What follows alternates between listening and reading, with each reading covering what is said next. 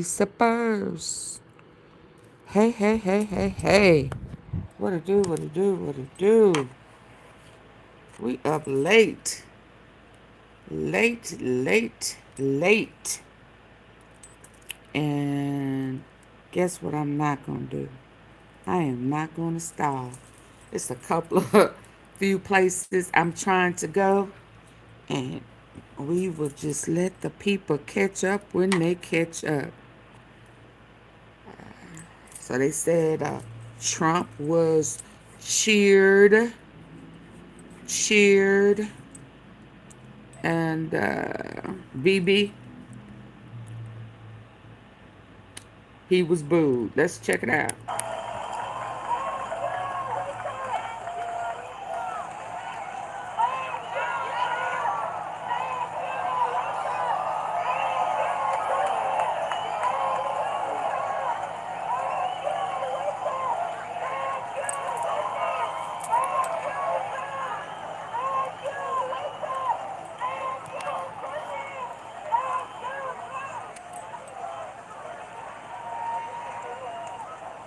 Good evening.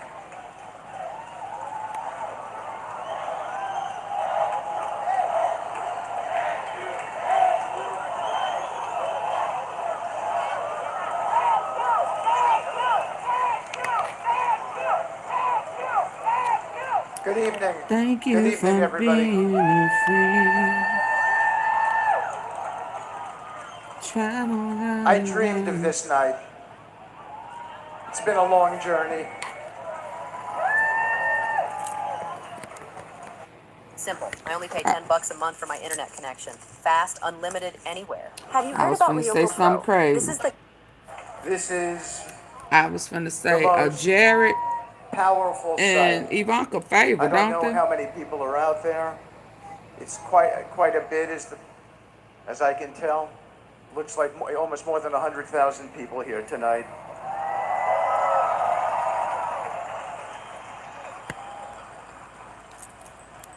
All of our hearts beating as one, gathered here in Tel Aviv for peace, for unity, and for hope in this sacred place we call Hostage Square.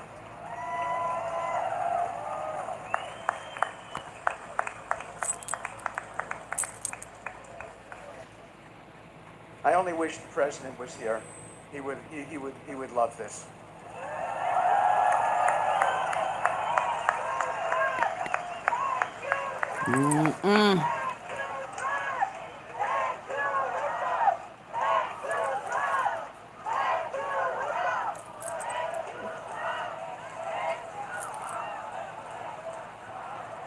Thank you. He Thank wanna you. cry, don't he? Bless his heart. We stand here tonight, Jews, Christians, Muslims, and people from every corner of the world, united by one shared prayer for peace. Tonight,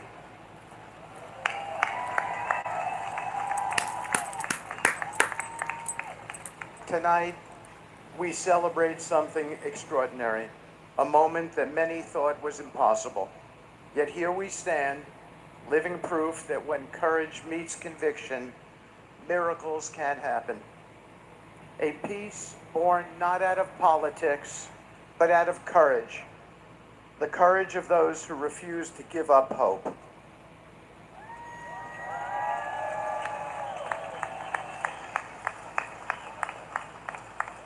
First and foremost, I want to honor the people of Israel.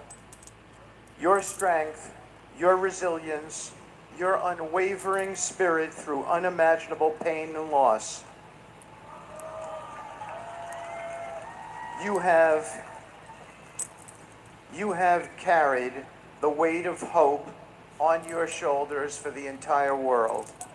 You've prayed, you've persevered, and you've shown the world that peace is not weakness. It is the highest form of strength. Excuse me. Please come in hitting the like button, please. Through heartbreak and fear, you never let go of the faith.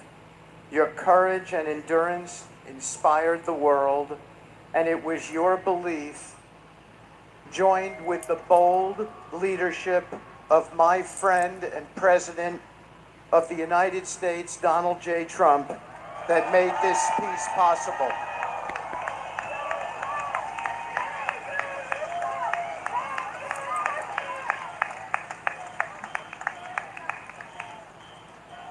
This moment, this moment was made through the tireless dedication of leaders who would not rest until the world saw what could be achieved. One of them standing right here with me, Jared Kushner.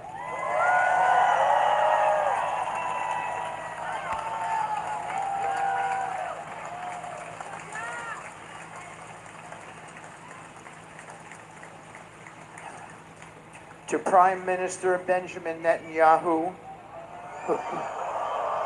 oh, Boo! He getting booed.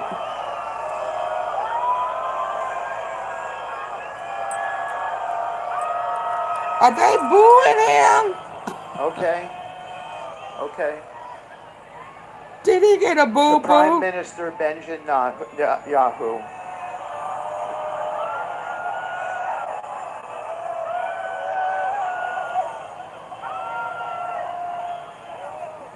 Boo!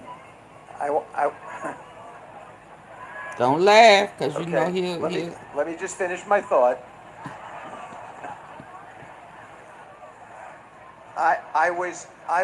I was in the trenches, guys. Let me just finish my thought.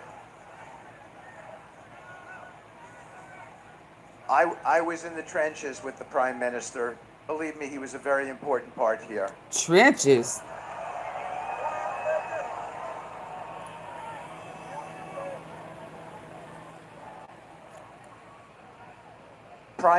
The Prime Minister and his staff, Ron Dermer included, have both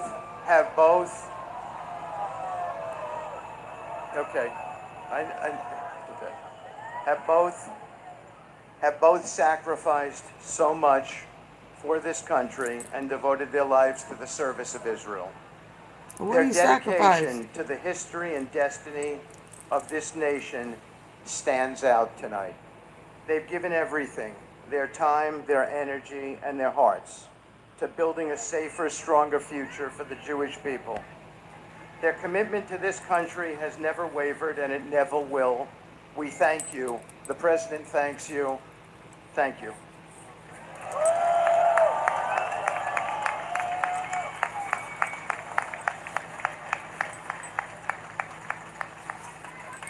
And, and, and to President Donald J. Trump.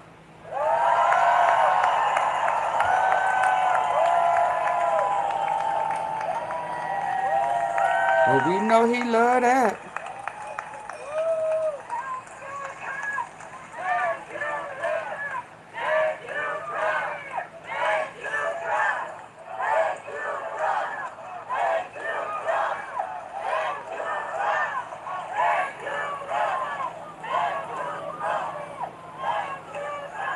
Thank you. Thank you.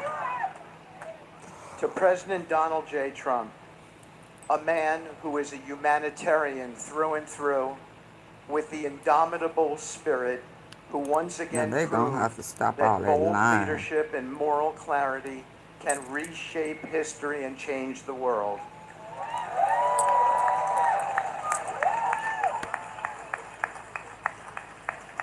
We all owe a debt of deep gratitude to President Trump.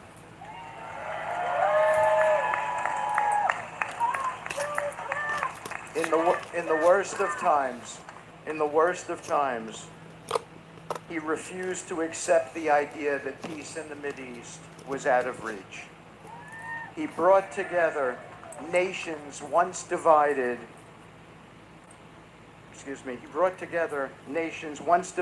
by generations of conflict, and showed us that shared peace is stronger than shared pain. History will remember that when others doubted, President Trump believed. He is the greatest president in American history, and we're here because of him. He showed the world that strength and peace go hand in hand. They are not opposites, they are partners. To the Arab leaders and partners of ours who meant so much in this negotiation, including President Erdogan from Turkey, including Sheikh Mohammed from Qatar, including the Emir, including President Sisi, all of whom played a critical and an integral role in this peace deal. I say thank you.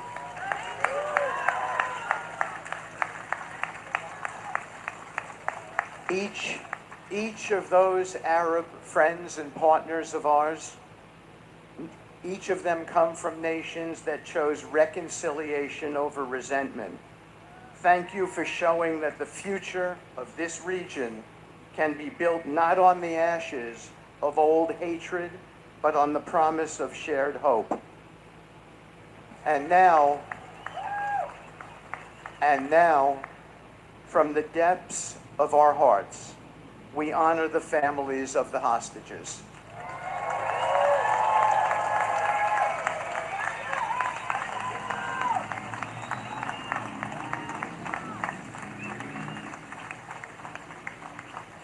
Each and every one of you have carried the moral weight of this nation. Your courage has moved the world and has touched me in ways that I have never been touched before in my entire life.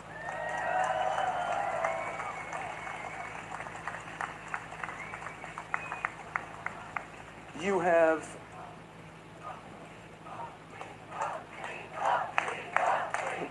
Thank you. Thank you. But if you keep me here all night, then Jared and Ivanka won't get to talk to you.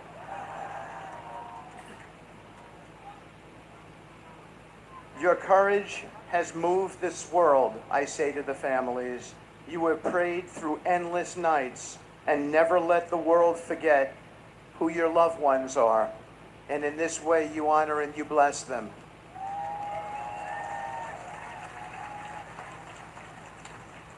To the hostages themselves, our brothers and sisters, you are coming home. Ever wondered what happens when legs like these almost suddenly become like this? Cases like this are practically textbook example of people not taking preventative steps against edema. It's always creeping in, but with these insoles, edema won't catch you. Meet Akusoli, a breakthrough in foot comfort technology that fits any type of shoe and protects you from foot-related issues like plantar fasciitis and edema in 9 unique ways. 1. The acupressure cushions on Akusoli insoles stimulate nerve endings and encourage better circulation, enhancing balance and reducing foot swelling. 2. Sorry. Hey, Vicky. Hey, Kimberly.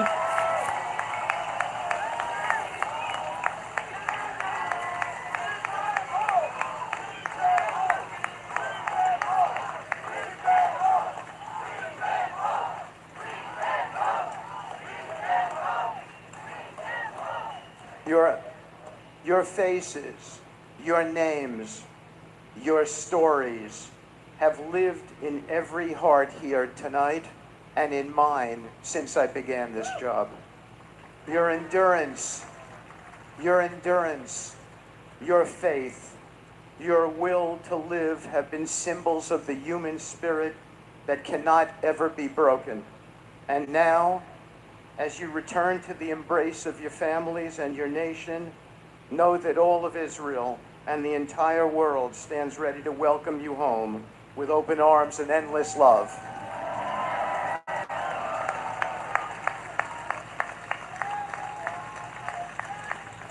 And let's not forget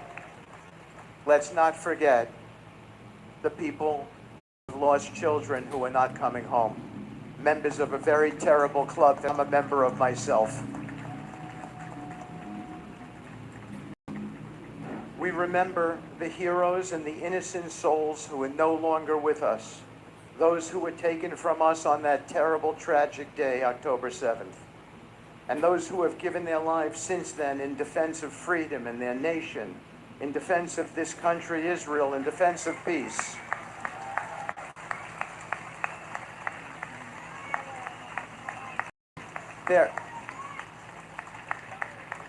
Their memory is a blessing. Their sacrifice will never be forgotten. From their courage, we draw our strength, and from their love, we find our purpose. This peace is their legacy. It is a promise that their lives will not be remembered only in sorrow, but in the hope of a future without fear. So in closing, I say, may God bless the souls of the fallen. May God bless the hostages and their families as they return home. May God bless the state of Israel. May God bless the United States of America. And may God bless Donald J. Trump, the greatest president the world has ever seen. Thank you.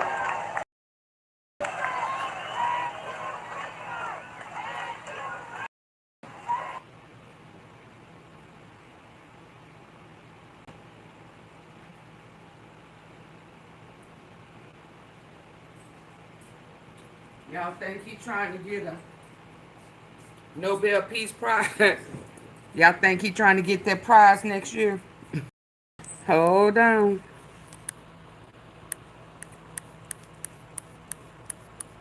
Yeah, he trying to get that prize. Do he know them Epstein list? It's coming. Let's hear Jared. Hi. Play for an ultra? Racing for an ultra? Don't forget, there's ultras on the line. And I think he over there. He must not be feeling good. I agree with you. Thank you, Witkoff.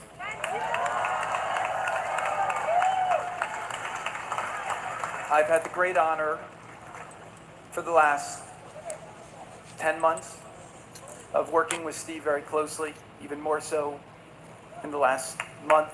And I have to tell you, it's been an honor to me to work with such a special man who's approached this impossible task with a full heart and with a full commitment.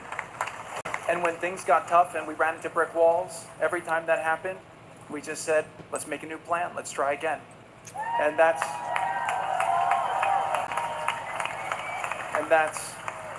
what being partners with Steve was like. And I also have to say, working with President Trump on this, his commitment to seeing peace, to seeing the hostages return home, to seeing Israel secure and safe, and to seeing the entire Middle East stable and thriving is unmatched.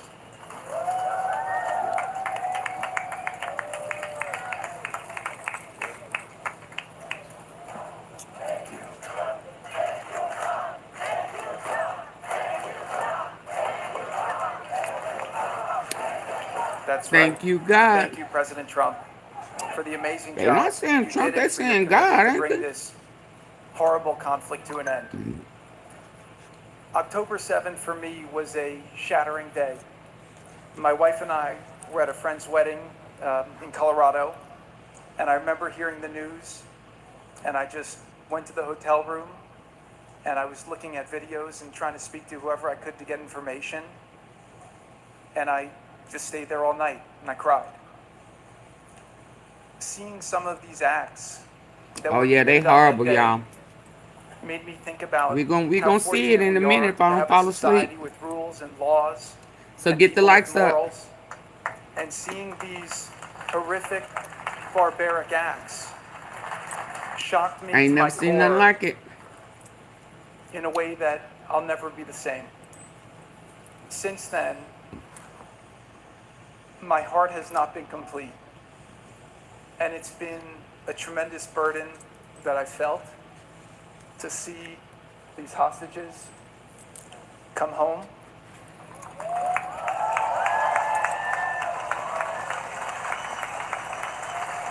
To see their families get the closure they deserve and to end this nightmare.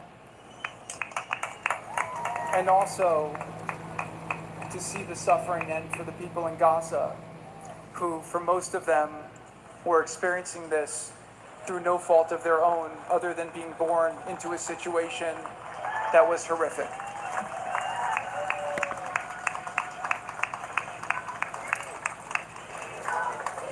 We're not going to celebrate tonight. We're going to celebrate on Monday when the phase one gets into conclusion. But what I did come here tonight to say was that I couldn't be more proud to see the way that the state of Israel and its people have carried themselves through this traumatic, unthinkable, horrific experience. Instead of replicating the barbarism of the enemy, you chose to be exceptional. You chose to stand for the values that you stand for. And I couldn't be prouder to be a friend of Israel, somebody who supports Israel, and somebody who fights very strongly to see Israel survive, succeed, and to achieve its fullest potential. Now, Jared, where was you on September the 10th? You kind of look like that guy with that cap on his head. Thank you. All I know, and Don't he look like the complete boy in the confidence in blue? this, is that what will rise from this trauma will be a level of greatness, a level of achievement, a level of impact on the world, a level of leadership that Israel has never seen. And I encourage you all to go forward, to seize that opportunity. And as we close this chapter, let's learn from the challenges and the pain of the last few years. And let's do our best to make Israel, to make the region, to make the world as peaceful, Hey, to build Presley bridges of Valentine. understanding, to eliminate hatred in ourselves, hatred for others, and to really lead with love and understanding. So I thank you all for the tremendous commitment you've all shown, for the support that you have given to these amazing families through such a horrific time. And just the final thing is, I just want to thank the amazing soldiers of the IDF.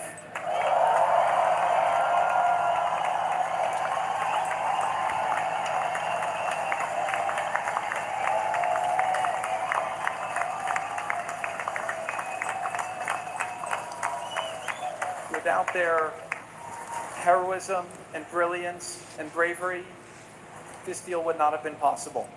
So really want to give a big tribute to them. So God willing, we've accomplished the first phase. It's been very, very rocky. Steve and I will one day tell the stories. They'll make you laugh. They'll make you cry. It was crazy. I just noticed hope had no he four-letter honor words it. in his speech because I think he used them all up in the negotiation. It's But I think that it's a really great thing, hopefully, to celebrate Monday. So really an honor to be with all here tonight, and I'll introduce my wife who wants to say a couple words.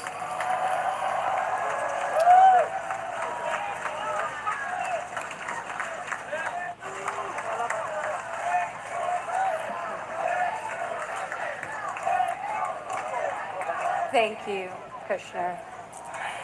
And thank you, Steve.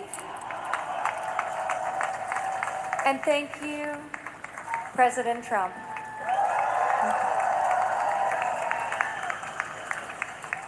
Tonight, as we stand here together in Tel Aviv, we honor the strength of every family waiting, praying, and believing.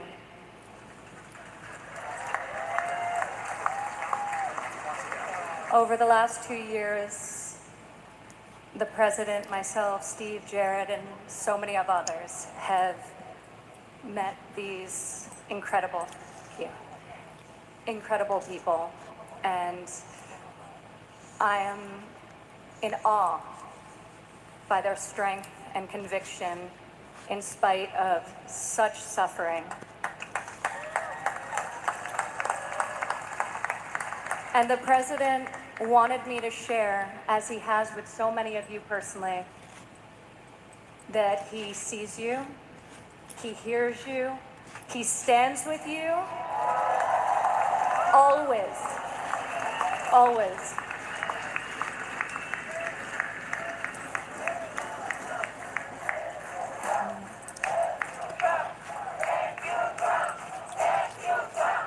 Oh, they saying thank you, Trump.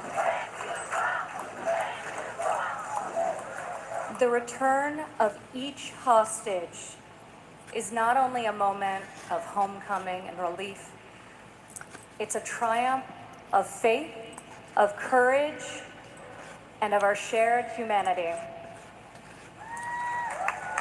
Now release the Epstein file. We pray, and so many people are working so hard to ensure that this coming week is one of healing for you all. One of healing as we begin and embark on the next chapter, which, God willing, after far too long, will be a lasting and enduring peace.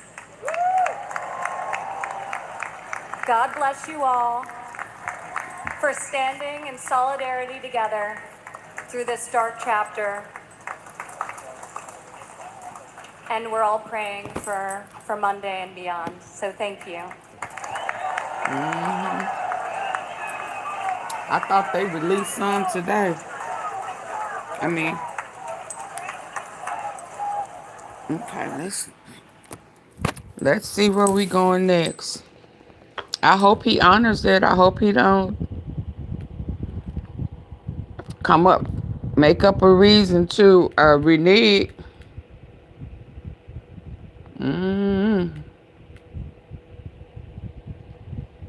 Okay, I got those out the way.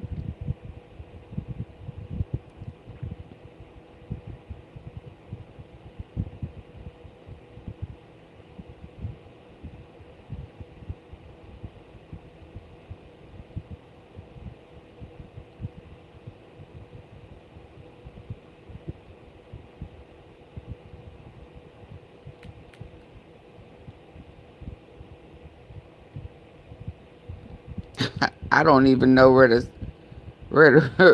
where to really start. It's just,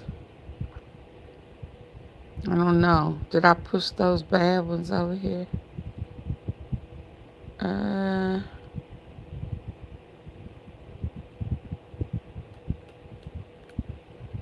Okay, so I just heard the speech.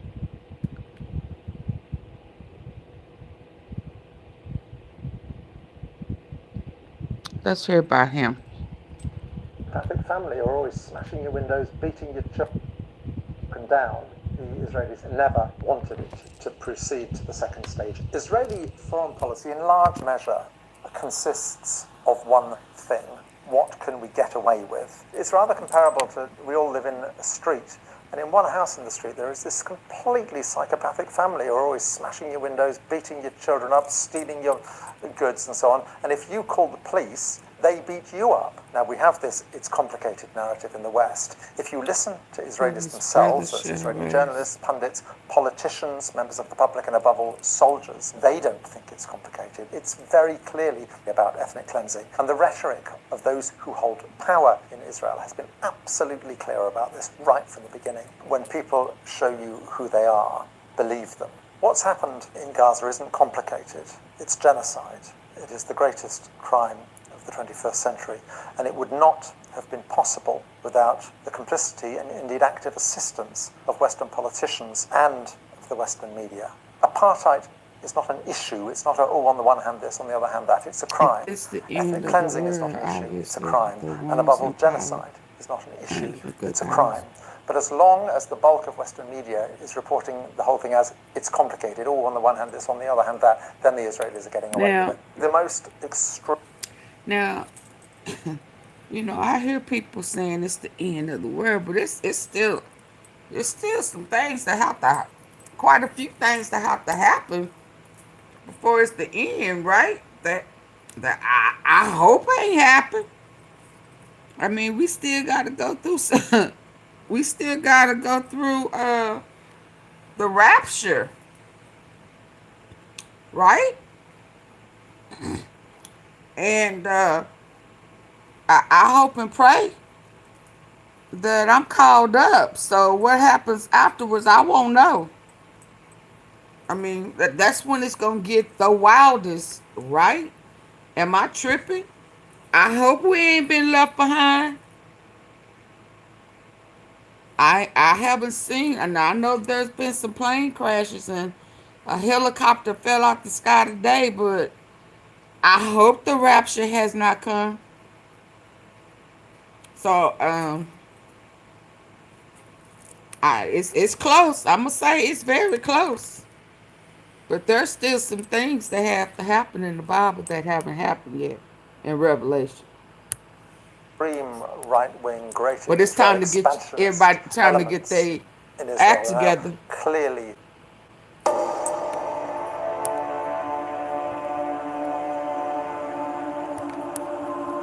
It's definitely time to get your act together. emboldened. You have this profoundly unstable apartheid state, and it would appear now expansionist country which has nuclear weapons. I mean, it's hard to overstate how dangerous this is, and yet we just apparently prepared to carry on taking it as given that it is Israel that is our ally. In the West, politicians simply don't understand that we have moved into another era now where Western claims of moral legitimacy, in as much as they were ever worth much and ever taken seriously, have now gone forever. The West has no moral legitimacy at all, because although for some reason Western politicians and journalists are able to watch 20,000 children being slaughtered in the Gaza Strip, in the global South, people seem to have a much stronger sense that these were human beings that have been killed. And the West's moral legitimacy, its ability to invoke the rule of law, to invoke human rights, has been destroyed for decades.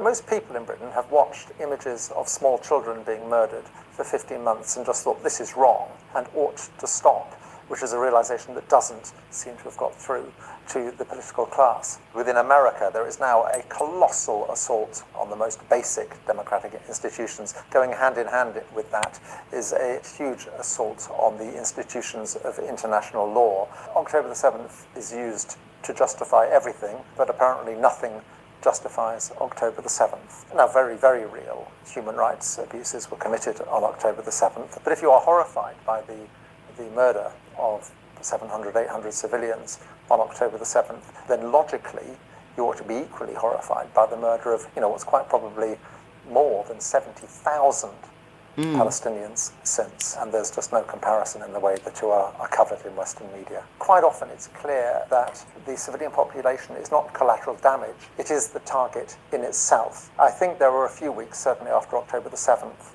where the Israeli targeting processes provided the thinnest veneer for what was essentially a punitive slaughter. And then thereafter, the widespread destruction of property, as is now becoming clear, the intention was to render the Gaza Strip unlivable.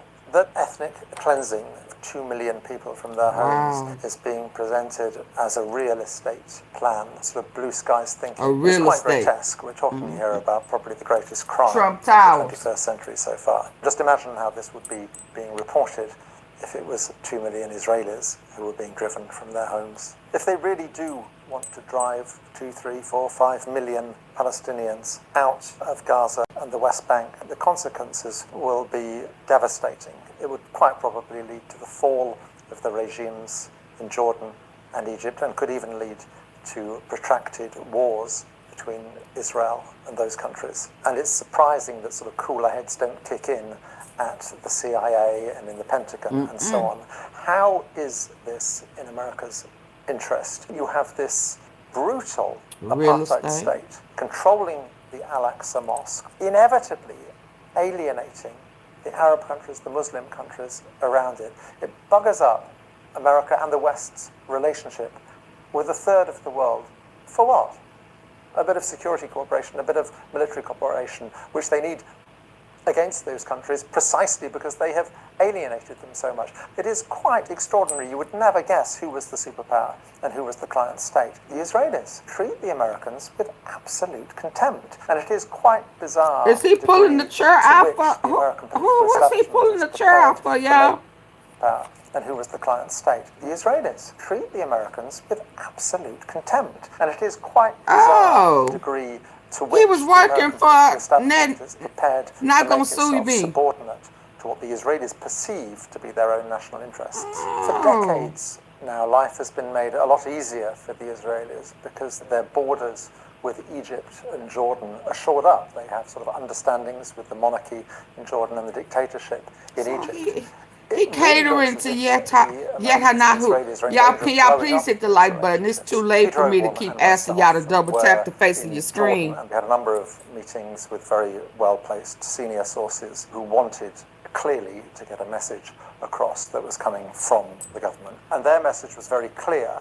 They will go to war before they accept large flows of refugees across the Jordan from the West Bank or from Gaza. They acknowledge Jordan will inevitably lose a war with Israel and lose a war very easily. The point they were making is that they have no choice for two reasons. Firstly, Jordan is a country of 12 million people, almost all of whom live in a thin strip of land along the Jordan River. They're the third poorest water country in the world. They simply can't accommodate a flow of 2 million refugees. The economy, the country, the ecosystem simply can't absorb it.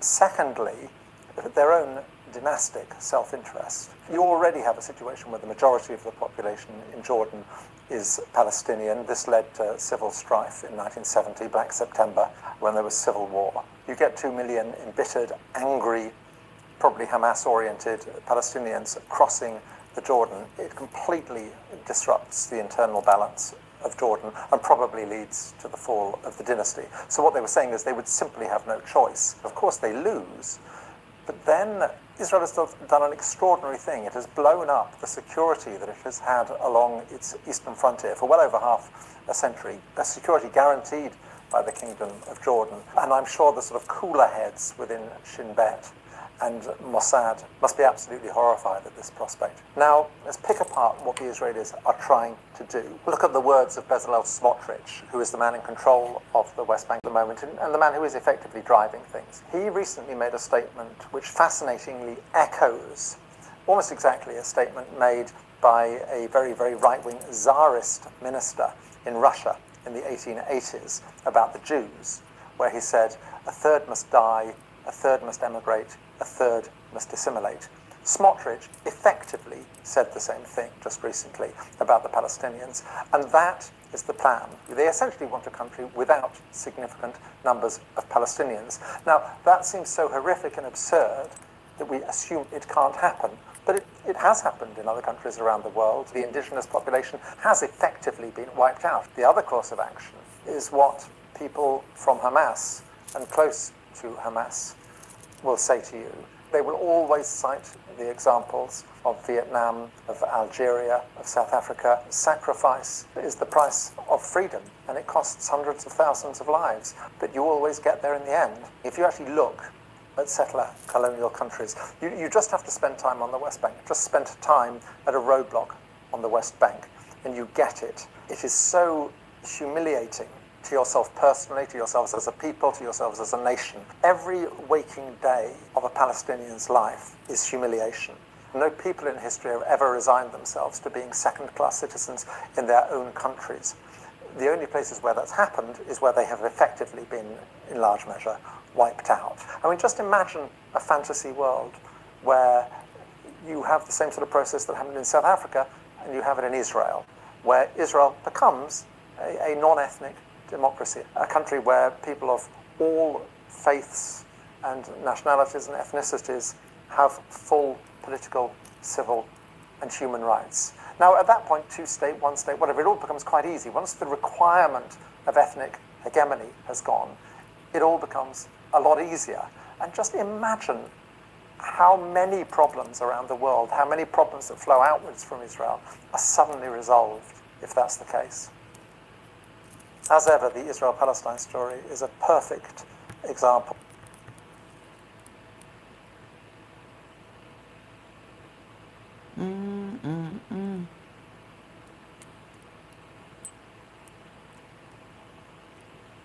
Let's go to the next.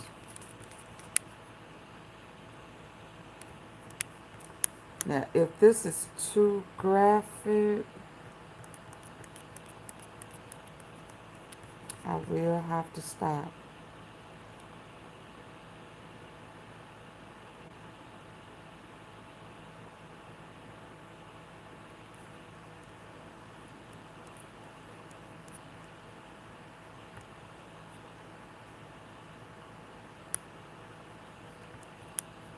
Can y'all double tap the screen? To the body of an 80-year-old Palestinian man who was forced to clear booby-trapped houses, and once they released him, they shot and killed him and his wife.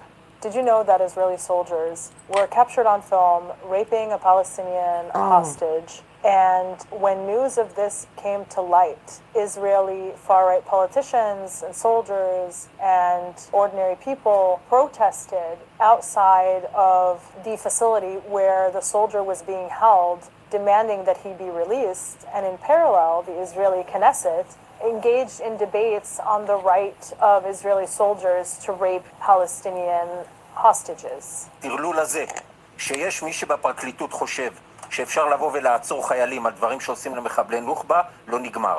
אנחנו לא יכולים להמשיך כרגיל. להכניס מקל לרקטום של בן אדם, זה לגיטימי? כן, אם הוא נוח'בה, הכל לגיטימי לעשות. אוקיי, הכל. הכל. One of the soldiers who was involved in the rape had a media tour all around Israeli media stations and took off his ski mask and was revered as a national hero by members of Israeli society. Oh, Did you know wow. that a young Palestinian boy by the name of Saddam Rajab was killed in the occupied West Bank after an Israeli occupation soldier shot him in the stomach?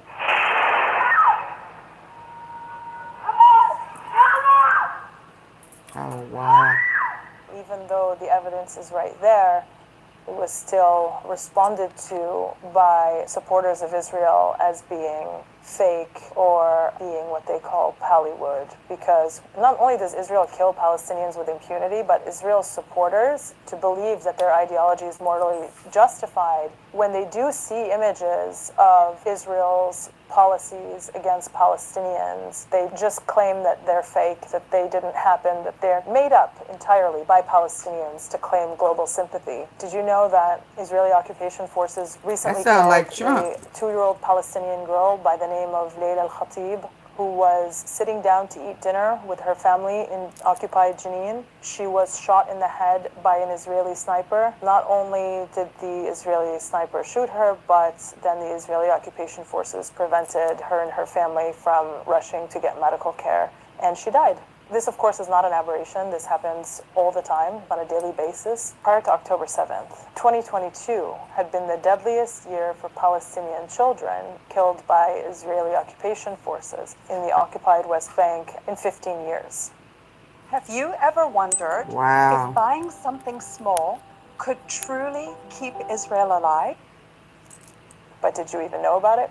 Did you know that in 16 months of genocide in Gaza, Israel has managed to halve the life expectancy in Gaza? If that isn't proof of genocide, I don't know what could be proof of genocide. Did you know that Israel withholds Palestinian bodies and prevents Palestinians that it killed from being returned to their families? Over 600 Palestinian bodies are being illegally held by Israel, some since the 1960s. Did you know that if you go on Google Maps and you look for satellite images of Beit Hanun, you will see that Israel has completely destroyed and erased that village in Gaza, that city in Gaza, and instead replaced all of the buildings, the stores, the homes, the parks, the schools, the mosques, the churches, with thick mud embedded with Israeli tank marks in the shape of a Star of David. Not a single corporate mainstream media outlet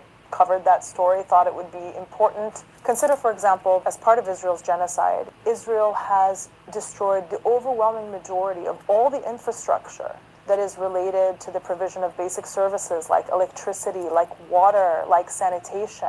It destroyed 90% of the housing units in Gaza. 90%. If that isn't genocide, I don't know what is.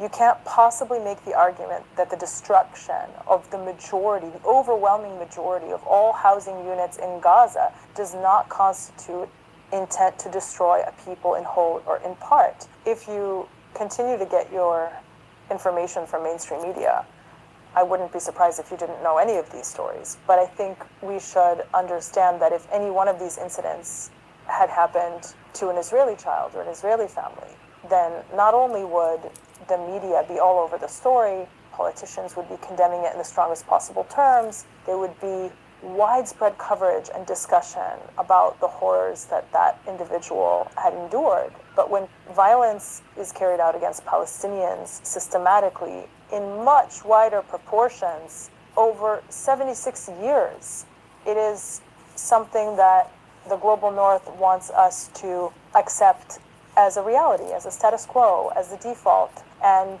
as a result, evil is allowed to prevail with absolute impunity. After 15 months of a daily live stream genocide, we're really at a very critical turning point. Either the global community decides that international law is to mean something and is to actually be applied consistently to all offenders, no matter who they are, no matter where they're from, no matter the circumstances, or we decide to throw it away entirely. I don't see a middle ground because the Okay, I gotta move on.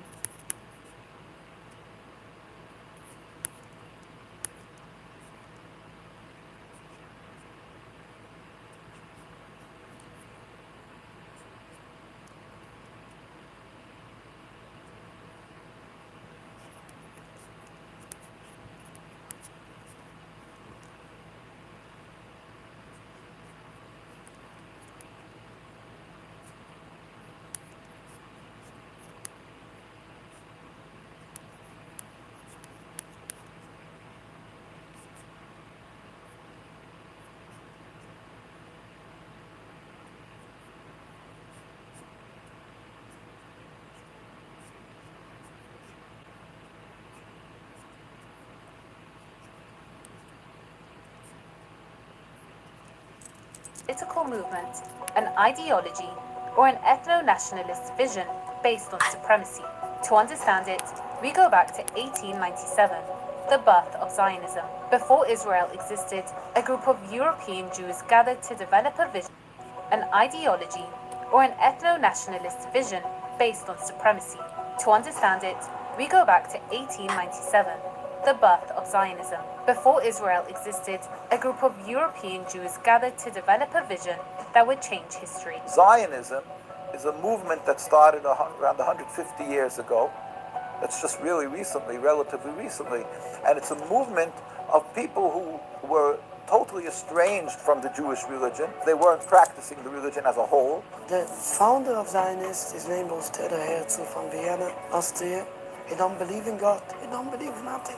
The Judaism is completely a religious movement, have nothing to do with any nationality, with any materialistic thing. Zionism was different. It was a political and nationalist movement that used historical Jewish narratives and biblical mythologies, as well as anti-Semitism, to justify colonization and create a Jewish state in Palestine at any cost. They realized in order to get a lot of massive support from the world, evangelistic Christians, Jews who don't know the Torah, don't know their laws, who don't practice the laws. So they knew they'll go to Palestine and they'll be able to tell everybody, oh, this is the God-given land to the Jewish people. They automatically started breaching, oh, this is the God-given land to the Jewish people. They automatically started breaching and transgressing the laws of the Torah, not to kill and not to steal, not to oppress a people, because they wanted to make their national home in a land that was inhabited by the Palestinian people. From the start,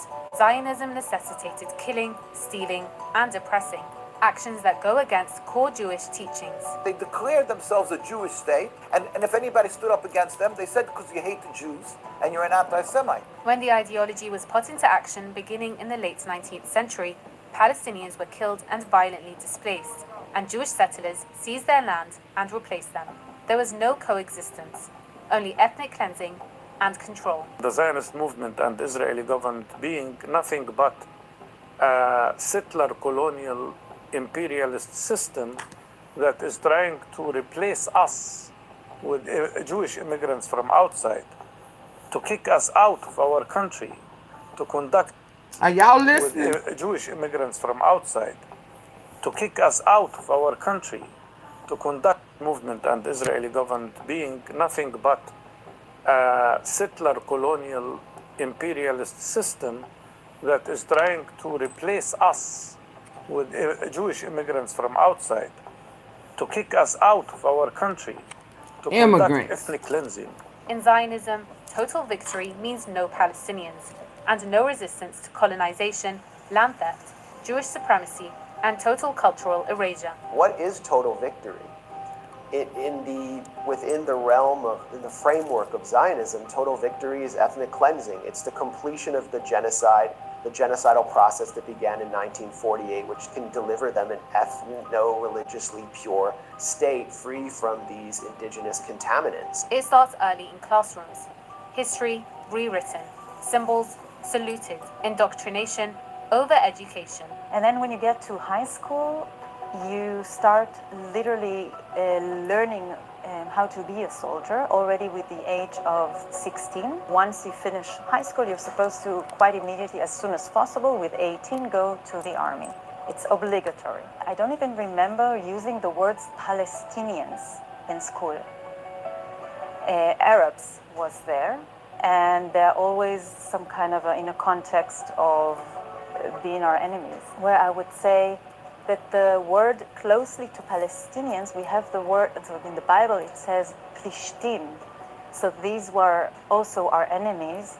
And then I think the connection that I would make as a kid, when I started hearing the word Palestinians, I connected it, the connotation was to these Plishtim from the Bible, who were our enemies. So you learn specifically about the heritage of Judaism, but it's all Zionism, actually. And that's another thing as an adult that I had to relearn Judaism when I came out of Israel. Today in Palestine's Gaza, the Zionist ideology is manifesting its most natural state, one of extreme, lawless brutality. Palestinians are being murdered, starved, and stripped of every basic right. There is a genocide. They have killed 18,000 children. They have declared a full closure. Over the closure, no food, no water, no electricity, no fuel, with a determination to punish the Palestinian people, to target the Palestinian people. This might lead to creating the conditions of life that would be physical and biological destruction for Palestinians. On each gurney was 3 to 5 kids, almost exclusively kids. 90% of our new admissions were kids. And there'd be 15, 20 kids coming in at the end of every bombing. A third were dead by the time they got to us.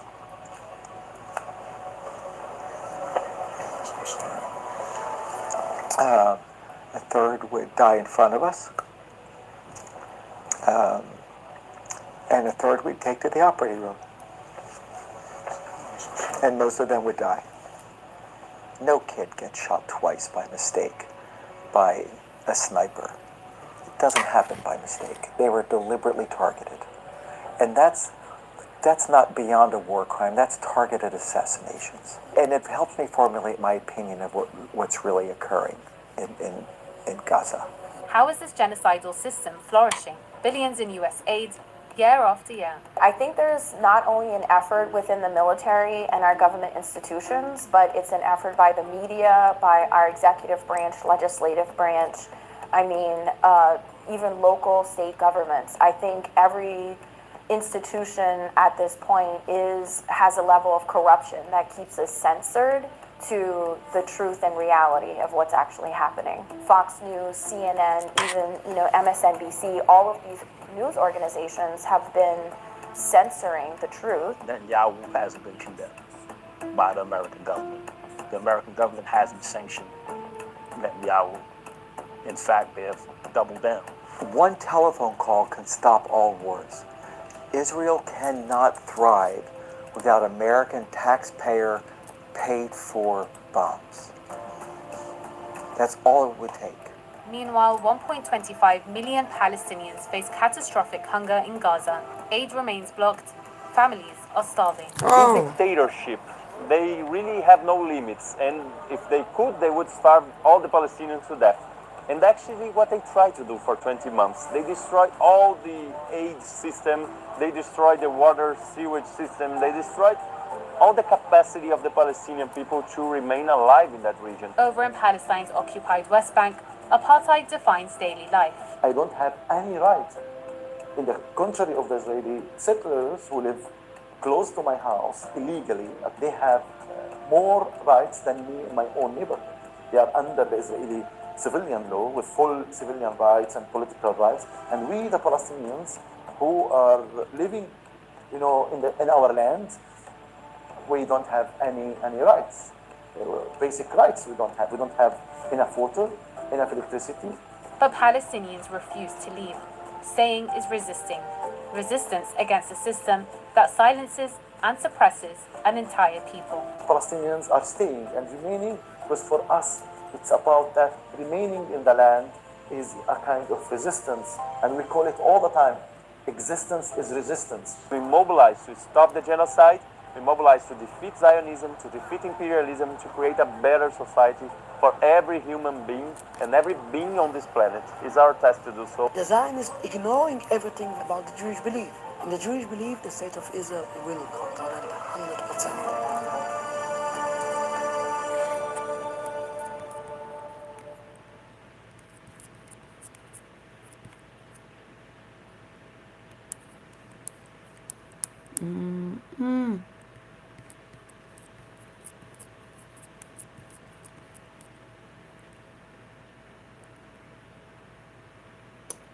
I think I have one more before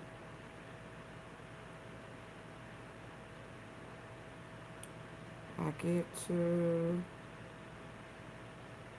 Brahman.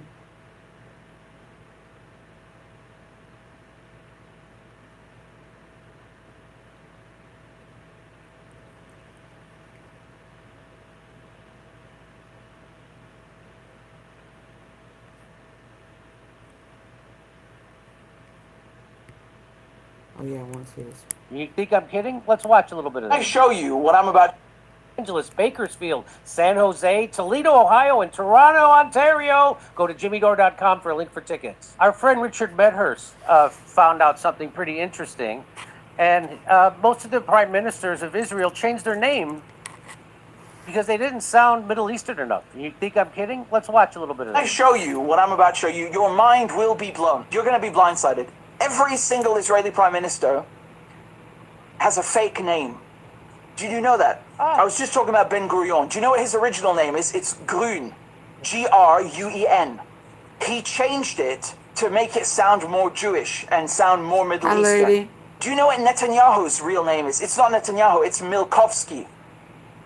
I swear to God, go and look it up. You'll find Milkovsky.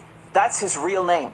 Yeah. These are, remember what Israelis are. Israelis are European Jews. They don't come from Palestine, but they want you to make you believe. They want to make believe and make you believe that they come from this area, that they are indigenous to the land, that they're so Jewish, right? Even though they have no connection. So they changed the names. Here's another one. Moshe Sharat. His name is Chertok originally. You've got Levi Eshkol. Eshkol was Shklonik. So he changed it from Shklonik to Eshkol. Then you have Yigal Alon, his original name, Peikovitz.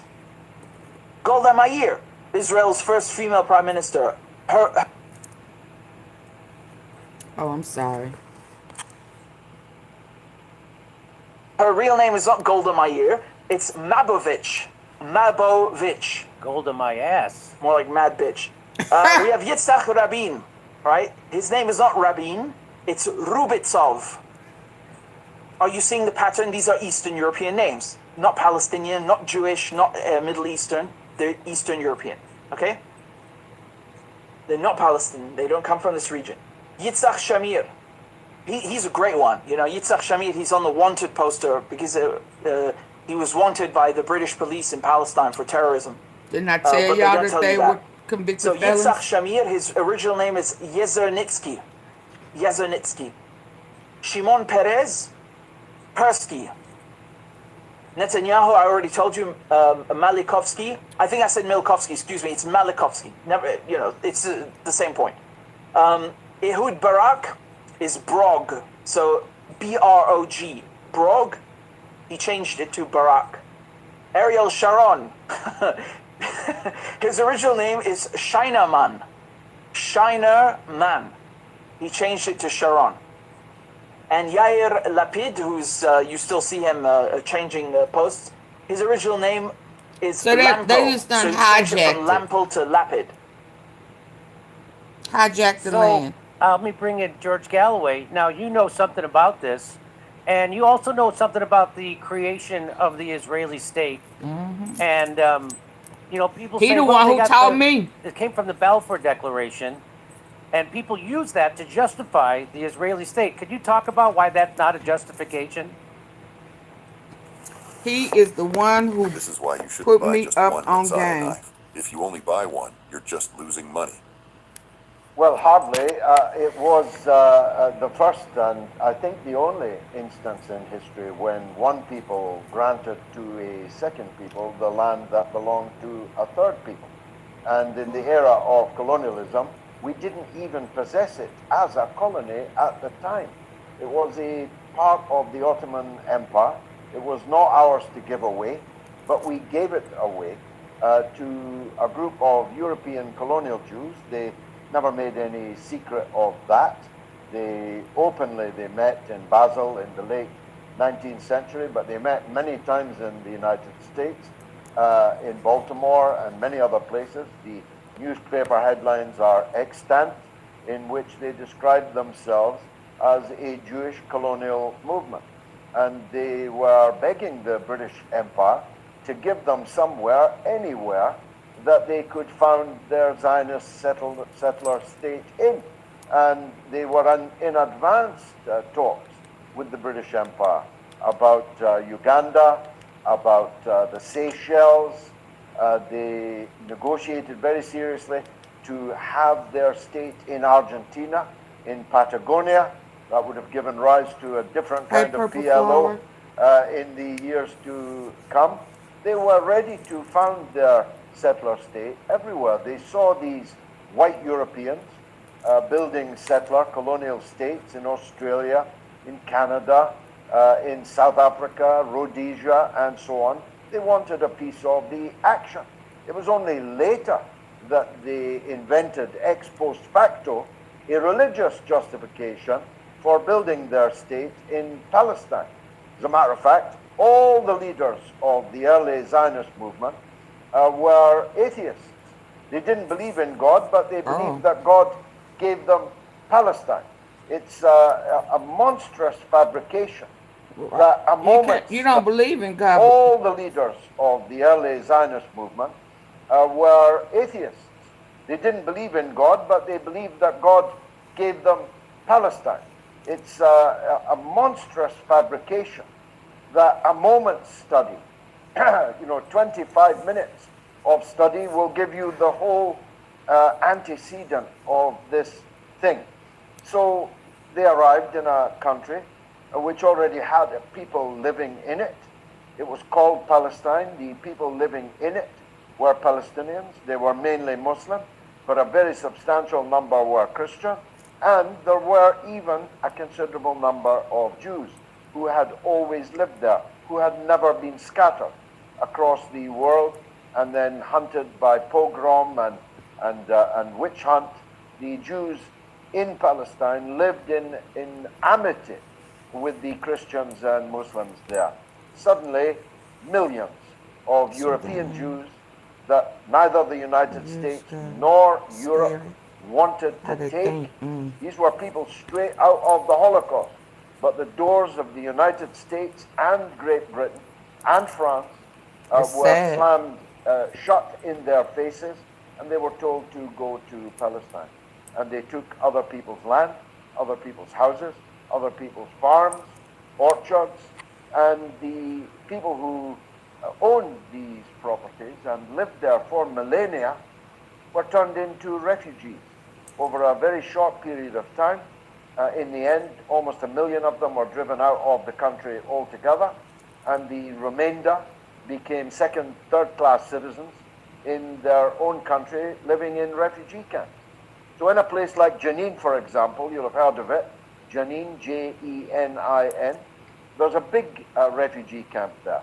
And from that refugee camp, the inmates of what is effectively a concentration camp can see their own houses being lived in by Jewish people who came from New York, who came from Moscow or London or Paris. Wow. They can see Y'all please double tap the just screen. arrived as Get the immigrants, likes up. picking their oranges off their trees in the gardens of their homes, whilst they live now 3 generations, 4 generations in squalor, regularly visited by extreme violence from settlers and from the Israeli state themselves.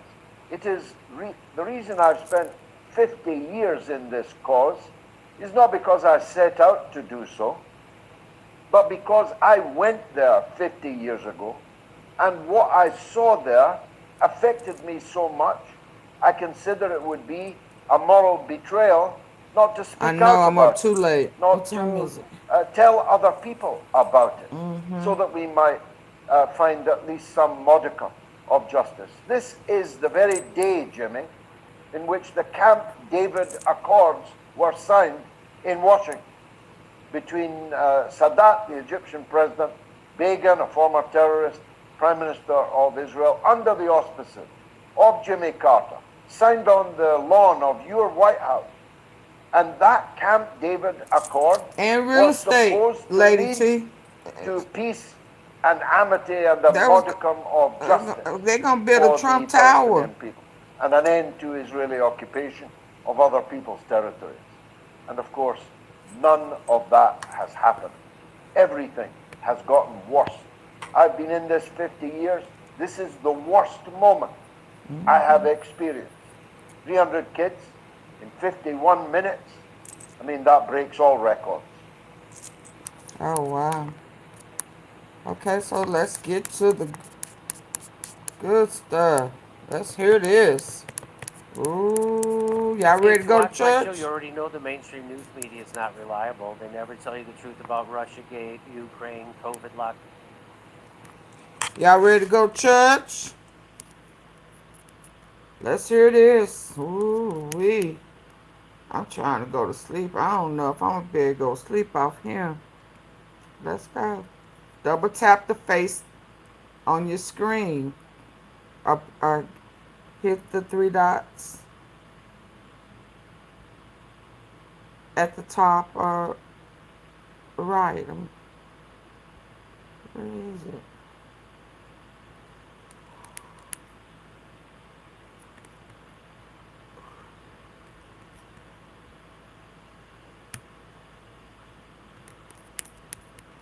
This is cool. The satanic Jews, they control everything and mostly everybody. If they are your enemy, then you must. You must what? The satanic Jews. Hold on. The satanic Jews. That's it. They control everything and mostly everybody. If they are your enemy, then you must. Must be somebody. Oh, y'all ready? We about to go in there like that. You must be somebody. Okay. Okay. Okay.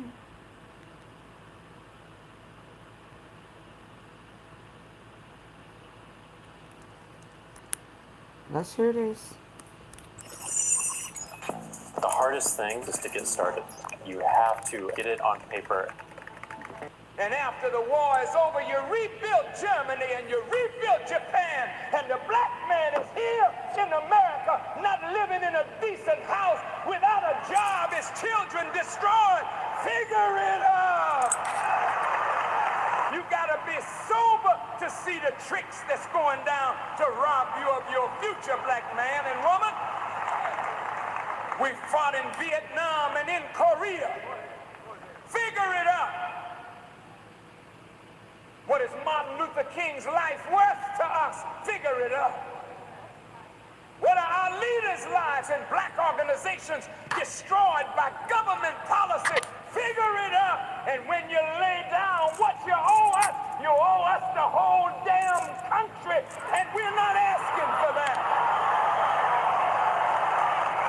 Figure it out.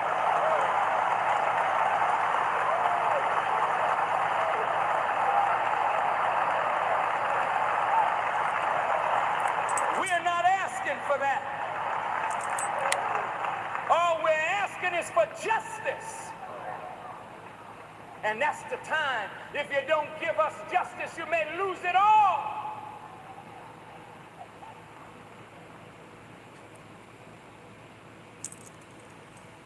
So, black students, you get busy.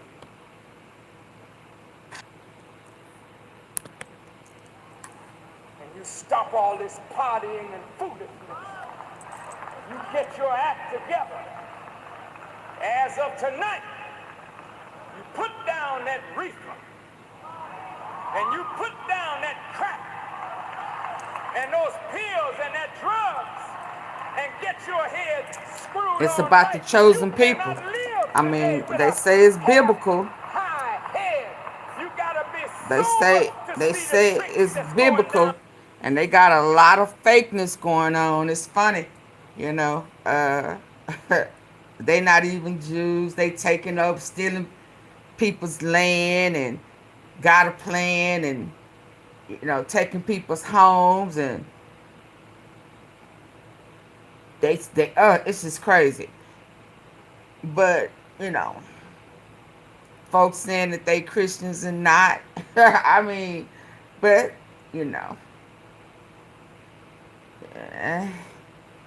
it's about the chosen people.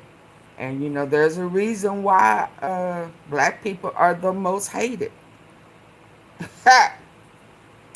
I mean, and there's a reason why they want to rewrite history. They have never been able to accept history, because history did not start with them. It's the reason they hate Barack.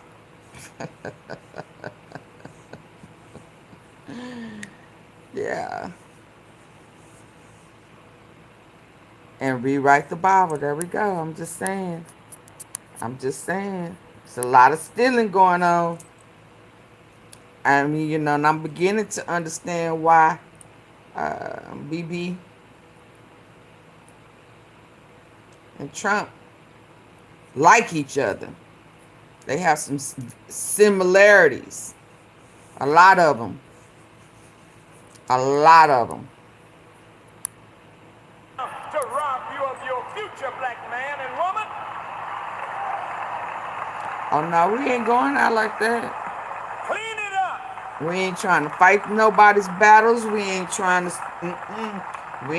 start none.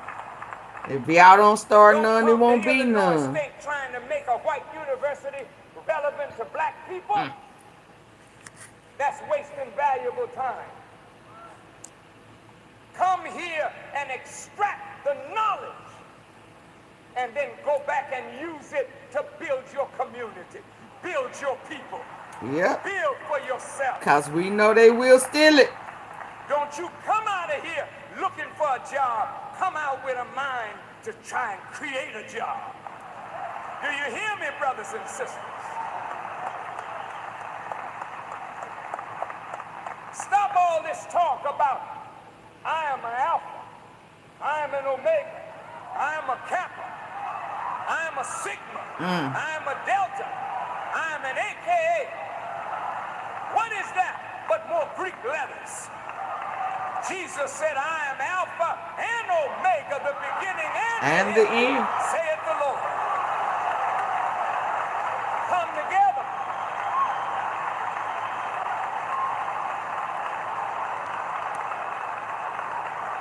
Stop all this talk.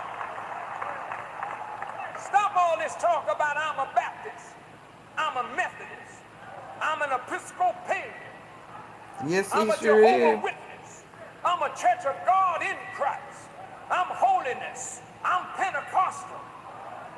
Stop that kind of talk. Jesus never spoke like that. Speak as he spoke. He was baptized, but he wasn't a Baptist. Talk to me. That's right. He never said he was a Methodist. He said, I'm the way, the truth, And and the the light. life. He never said, I'm a Catholic. He said, I am the light of the world, meaning I'm universal. He never said, I'm a Jehovah's Witness, but it's a fact he was the witness of Jehovah. Yeah. No question about it. He said, on this He rock, never said, I'm holy. I build He my said, church. the first fruit is holy, then the lump is also holy. He never said, I'm Pentecostal, but without Jesus appearing before the disciples, there wouldn't be any day of Pentecost. That's These right. are your denominations.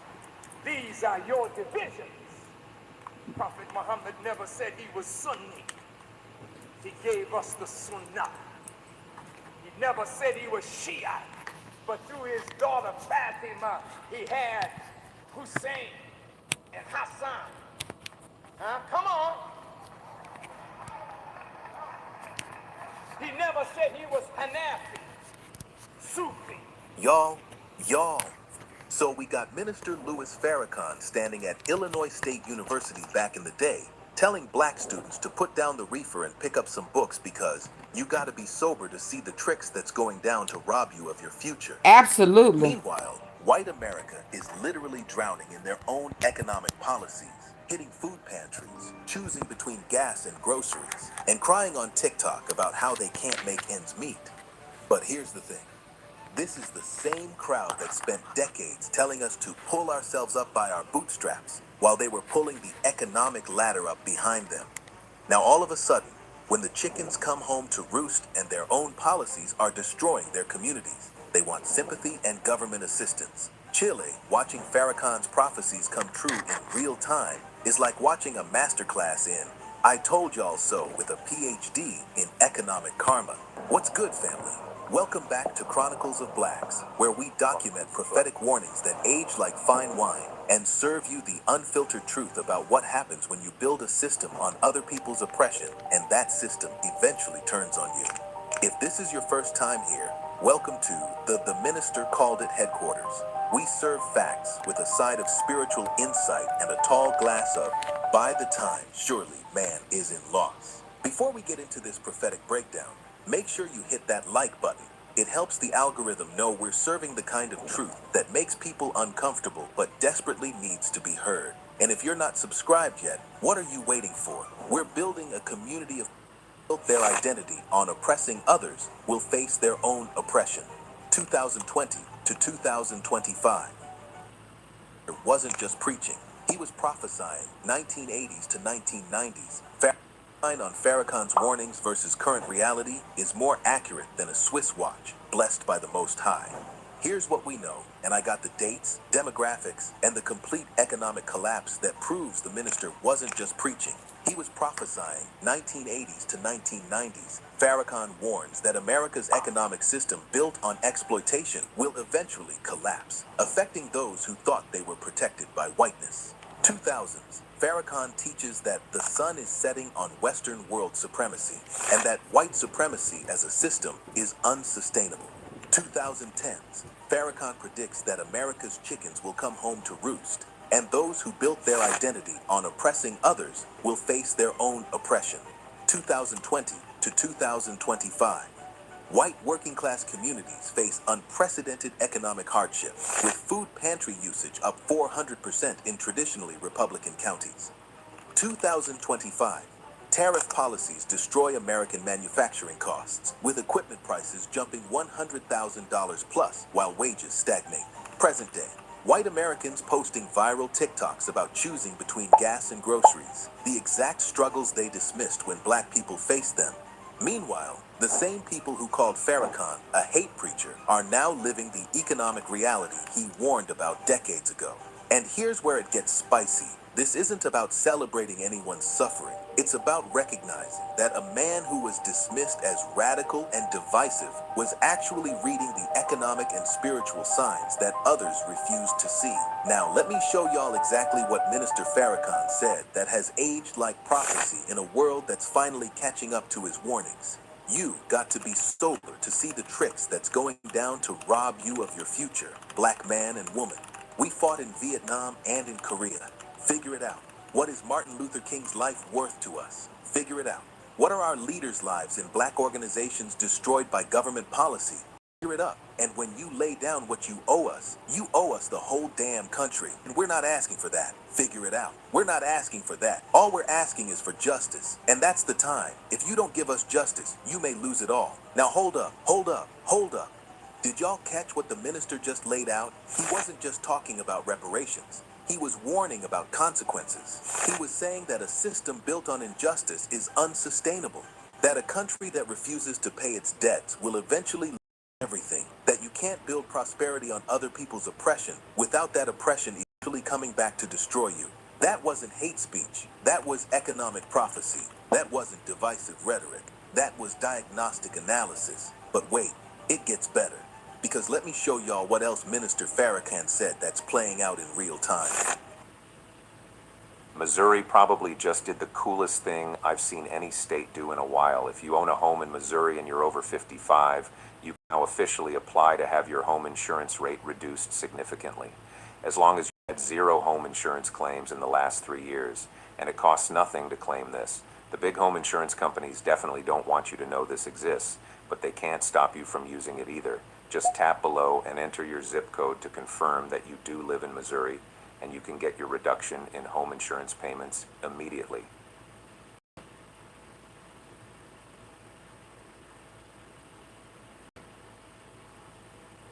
Simple. I only pay $10 a month for my internet connection. Fast, unlimited, anywhere. Have you heard about Ryoko Pro? This is the cutting-edge portable Wi-Fi hotspot that people wish they found out about sooner. With this pocket Wi-Fi, you can simply stay connected whether you're working, traveling, or simply on... The sun is setting on Western world supremacy signs that others refuse to see. Now, let me show y'all exactly what Minister Farrakhan said that has aged like prophecy in a world that's finally catching up to his warnings. You got to be sober to see the tricks that's going down to rob you of your future, black man and woman. We fought in Vietnam and in Korea. Figure it out. What is Martin Luther King's life worth to us? Figure it out. What are our leaders' lives in black organizations destroyed by government policy? Figure it up. And when you lay down what you owe us the whole damn country. And we're not asking for that. Figure it out. We're not asking for that. All we're asking is for justice. And that's the time. If you don't give us justice, you may lose it all. Now hold up, hold up, hold up. Did y'all catch what the minister just laid out? He wasn't just talking about reparations. He was warning about consequences. He was saying that a system built on injustice is unsustainable. That a country that refuses to pay its debts will eventually lose everything. That you can't build prosperity on other people's oppression without that oppression eventually coming back to destroy you. That wasn't hate speech. That was economic prophecy. That wasn't divisive rhetoric. That was diagnostic analysis. But wait, it gets better. Because let me show y'all what else Minister Farrakhan said that's playing out in real time. The sun is setting on Western world supremacy. Listen, just listen. Don't get emotional. Just listen. That kind of attitude, I'm better because I'm white, that don't work anymore. It's being challenged by the rising sun. Sure don't. The sun rose in the east again. The Japanese, you beat them in war, but now they're beating you in economy, in technology, in mathematics, in banking. Their society is much further advanced than this one. America is being a loser. She's decaying. Not because somebody is more powerful on the outside, but there is a rot and a decadence going on inside America that is bringing this nation down. See, this is what happens when you have spiritual insight combined with economic understanding. The minister wasn't just preaching. He was analyzing global power shifts, economic trends, and the inevitable consequences of building a system on supremacy rather than justice. He predicted that America would decay from within, that the rot of racism and exploitation would eventually consume the very people who thought they were protected by it. And now we're watching it happen in real time. Now here's where I need y'all to really pay attention, because the hypocrisy is so thick it has its own gravitational pull and congressional district. This is the same crowd that spent decades calling Minister Farrakhan a hate preacher, a divisive figure, a radical extremist who was spreading dangerous rhetoric about America's future. They said he was anti-American for warning about economic collapse. They said he was racist for predicting that white supremacy was unsustainable. They said he was dangerous for teaching black people to prepare for hard times. When he told black students to put down that reefer and get your act together, they said he was being too harsh on black youth. When he warned that America's economic system would eventually collapse, they said he was being unpatriotic and pessimistic. When he predicted that those who built their identity on oppressing others would face their own oppression, they said he was preaching hate and promoting division. But now, when white people are facing the exact economic struggles that black people have been dealing with for generations, suddenly it's a national crisis that requires immediate attention and sympathy. Not this, baby girl, not that. You can't spend decades dismissing someone's warnings as hate speech, then act surprised when those warnings come true. You can't call someone divisive for predicting division, then cry about unity when that division manifests. You can't label someone anti-American for warning about America's problems, then expect sympathy when those problems affect you. The cognitive dissonance is astronomical, y'all. But let's zoom out for a second, because this isn't just about one minister's prophecies or even one country's economic collapse. This is about the spiritual and economic laws that govern how systems rise and fall. See, what Minister Farrakhan understood, and what many people still refuse to acknowledge, is that you cannot build lasting prosperity on other people's oppression.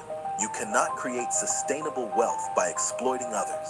You cannot maintain social stability by creating injustice. You cannot preserve your own freedom by denying freedom to others. These aren't just moral principles. They're economic laws, spiritual laws, natural laws that govern how societies function and how they fail. When you build a system that requires the oppression of others to maintain your comfort, you create the conditions for your own eventual oppression. When you create economic policies that benefit you at the expense of others, you create the instability that will eventually destroy your own economic security. When you use your political power to deny justice to others, you undermine the very foundations of justice that could protect you. And that's exactly what's happening in America right now. The same policies that were designed to maintain white economic supremacy are now destroying white economic security. But while we're talking about these prophetic warnings, let's not forget about the real people who are affected when economic systems collapse and social orders crumble. I'm thinking about the white working class families who voted for policies that they thought would hurt black people, only to discover that those policies hurt everyone who works for a living. I'm thinking about the rural communities that supported politicians who promised to bring back manufacturing jobs, only to watch those same politicians implement policies that made manufacturing more expensive. I'm thinking about the people who built their identity on being better than black people, only to find themselves in the same economic struggles they used to dismiss when we faced them. These are the people who are learning the hard way that Minister Farrakhan wasn't preaching hate. He was teaching truth. They're discovering that his warnings weren't about attacking white people. They were about exposing the systems that ultimately hurt everyone, including white people. You know what the good book says? Be not deceived. God is not mocked. For whatsoever a man soweth, that shall he also reap. Galatians 6:7. And baby, America has been sowing injustice for centuries, and now the harvest is coming in. See, there's a spiritual principle at play here that goes beyond economics, beyond politics, beyond race. It's about the law of cause and effect, the principle of reciprocity, the reality that what goes around comes around. When you build a system on exploitation, that system will eventually exploit you. When you create policies based on supremacy, those policies will eventually create your own subjugation. When you support leaders who promise to hurt others, those leaders will eventually hurt you too. Minister Farrakhan understood this spiritual law, and he tried to warn America about the consequences of violating it. He wasn't preaching hate. He was teaching love by warning about the inevitable results of hateful systems. He wasn't promoting division. He was trying to prevent the division that comes when systems collapse. He wasn't being anti-American. He was trying to save America from itself. But family, Let me speak directly to my people for a minute, because Minister Farrakhan's warnings weren't just about white America's fall. They were about black America's rise. Notice what he told those students at Illinois State. Put down that reefer, and you put down that crack and those pills and that drugs, and get your head screwed on, right? You cannot live today with a half-high head. You gotta be sober to see the tricks that's going down to rob you of your future. He wasn't just warning about external collapse. He was preparing us for internal elevation. He was telling us to get clean, get focused, get educated, get organized, because hard times were coming and we needed to be ready. He was teaching us that while others were building their prosperity on our oppression, we needed to build our prosperity on our own excellence. He was preparing us to be the solution to the problems that others were creating. And that's exactly what we need to be doing now.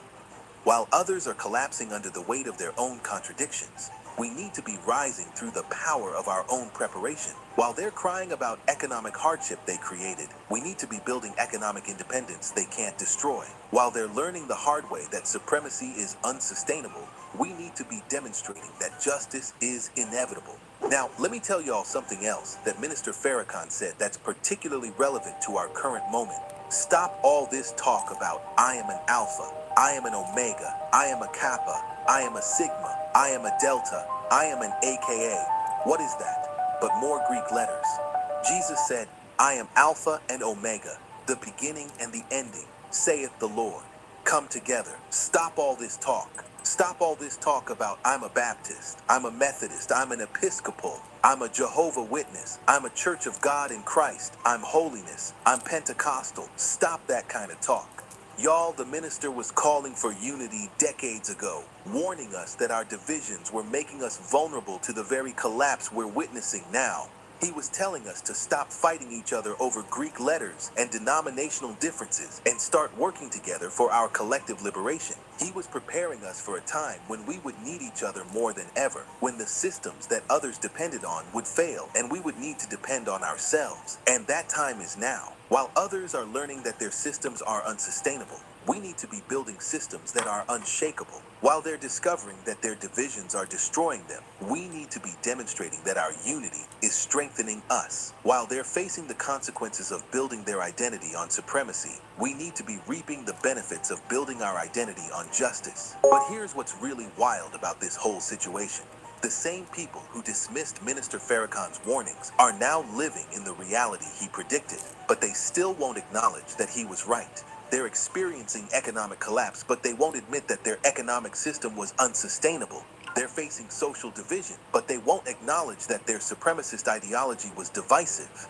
They're dealing with political chaos, but they won't recognize that their unjust policies created that chaos. Instead, they're looking for someone else to blame. Immigrants, China, Democrats, anyone except the system they built and the policies they supported. But Minister Farrakhan taught us to look deeper, to understand the spiritual and economic laws that govern these outcomes. He taught us that this collapse isn't random, it's inevitable, it's not accidental, it's consequential. It's not temporary, it's transformational. And our job isn't to celebrate their suffering, it's to learn from their mistakes and build something better. Our responsibility isn't to mock their collapse, it's to model what sustainability looks like. Our calling isn't to rejoice in their fall, it's to rise to our full potential. Now, I want to address something that's been bothering me about how some people are responding to this economic collapse. There are folks, including some black folks, who are saying we should feel sorry for white Americans who are struggling economically. And look, I'm not saying we should celebrate anyone's suffering, but I am saying that we need to keep this in perspective. These are the same people who told us to pull ourselves up by our bootstraps when we were struggling. These are the same communities that voted against social programs when we needed them. These are the same politicians who cut food stamps when we were hungry and opposed healthcare when we were sick. Now that they're facing the same struggles, they want sympathy and government assistance. Now that they're hitting food pantries, they want understanding and support. Now that they're choosing between gas and groceries, they want compassion and aid. And while I believe in showing compassion to all people who are suffering, I also believe in holding people accountable for the systems they created and supported. Minister Farrakhan taught us to have love for all people, but he also taught us to have clarity about cause and effect. He taught us to show mercy, but he also taught us to demand justice. He taught us to forgive, but he also taught us to remember the lessons that forgiveness should teach. You know what makes me really, really mad? Rebel Cheese doesn't have my favorite cheese here. I had to go ask him to put this out. And the lesson here is clear. You cannot build lasting prosperity on other people's oppression. You cannot create sustainable systems based on supremacy. You cannot maintain social stability through injustice. These aren't and build something better. Our responsibility isn't to mock their collapse, it's to model what sustainability looks like. Our calling isn't to rejoice in their fall, it's to rise to our full potential. Now, I want to address something that's been bothering me about how some people are responding to this economic collapse. There are folks, including some black folks, who are saying we should feel sorry for white Americans who are struggling economically. And look, I'm not saying we should celebrate anyone's suffering, but I am saying that we need to keep this in perspective. These are the same people who told us to pull ourselves up by our bootstraps when we were struggling. These are the same communities that voted against social programs when we needed them. These are the same politicians who cut food stamps when we were hungry and opposed healthcare when we were sick. Now that they're facing the same struggles, they want sympathy and government assistance. Now that they're hitting food pantries, they want understanding and support. Now that they're choosing between gas and groceries, they want compassion and aid. And while I believe in showing compassion to all people who are suffering, I also believe in holding people accountable for the systems they created and supported. Minister Farrakhan taught us to have love for all people, but he also taught us to have clarity about cause and effect. He taught us to show mercy, but he also taught us to demand justice. He taught us to forgive, but he also taught us to remember the lessons that forgiveness should teach. And the lesson here is clear. You cannot build lasting prosperity on other people's oppression. You cannot create sustainable systems based on supremacy. You cannot maintain social stability through injustice. These aren't just moral teachings. They're practical wisdom for building societies that actually work for everyone. But here's what gives me hope about this whole situation. The fact that Minister Farrakhan's warnings are proving accurate means that his solutions are probably accurate too. He didn't just predict the fall, he prescribed the rise. He didn't just warn about collapse, he taught about construction. He didn't just prophesy about destruction, he provided blueprints for building, and those blueprints are still available to us. His teachings about economic independence, educational excellence, spiritual development, and community unity are still relevant. His warnings about the need to get sober and get focused are still necessary. His calls for us to come together and stop the division are still urgent. His vision of black people as the solution to America's problems rather than the cause of them is still revolutionary. And as we watch his predictions about America's decline come true, we should also be implementing his prescriptions for our rise. We should be building the economic independence he taught about. We should be pursuing the educational excellence he demanded. We should be developing the spiritual strength he modeled. We should be creating the community unity he called for. Because while others are learning the hard way that supremacy is unsustainable, we can be demonstrating that justice is inevitable. While they're discovering that exploitation eventually exploits the exploiter, we can be proving that liberation eventually liberates everyone. While they're facing the consequences of building systems on hatred, we can be reaping the benefits of building communities on love. Look, I could keep going because Minister Farrakhan's teachings have more layers than a spiritual wedding cake, but I think y'all get the picture. The man who was dismissed as a hate preacher was actually a prophet who saw the inevitable consequences of America's unjust systems decades before they manifested.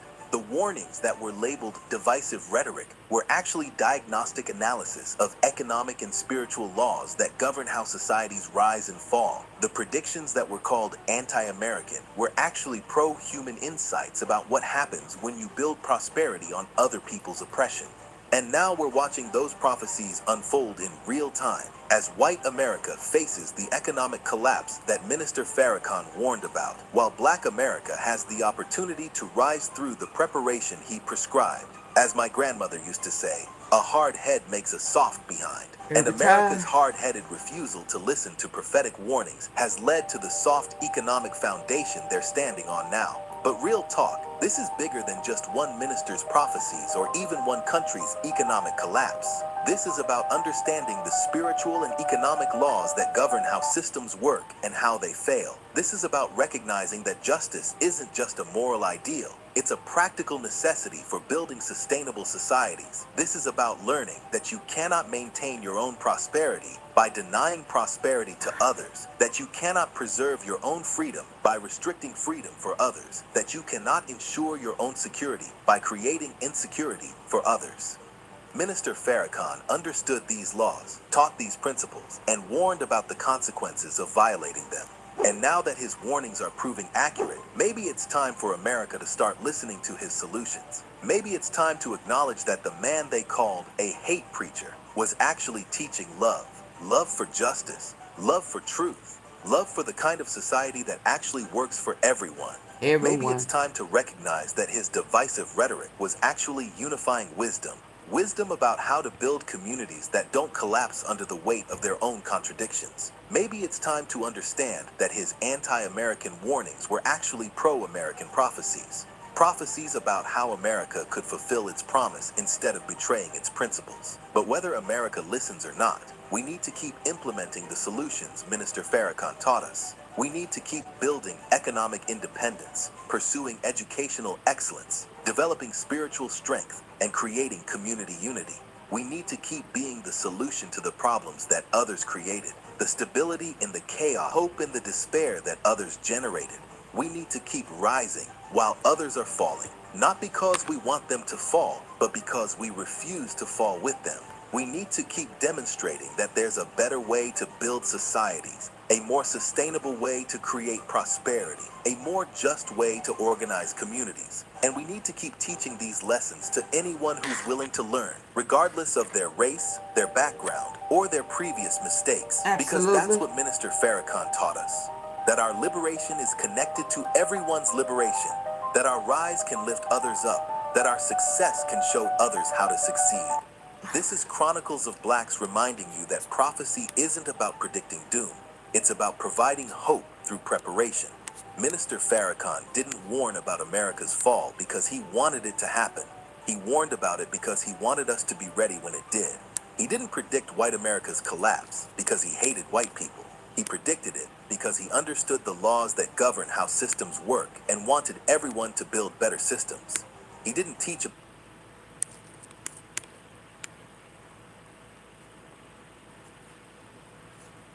Last one. And you're with 50 caliber machine guns. You like blood. They have their bulletproof vests. They have their riot gear. They have their... I want you to watch this because they're already planning to take your life. Listen, the police are no longer police. They're soldiers. They have their bulletproof vests. They have their riot gear. They have their tasers. They have their pepper spray. They have heavy weapons. We used to be able to speak in armories no more because the armories are filled with armored personnel carriers and tanks. You remember when Brother Khalid was here and we had the topographical center? He used to tell you about all the roads around the city. See? Yeah, defense highways are what they call, and how the tanks was gonna roll. Well, they're ready now. They've been down in Fort Hood training on house-to-house combat. The black community are like the Palestinians. You got some AK-47s, but the Israelis got F-16s, helicopter gunships, armored personnel carriers, tanks, bulldozers. Then they got your neighborhood surrounded. Go ahead, rise up. You cut off the water, cut off the gas, cut off the electricity.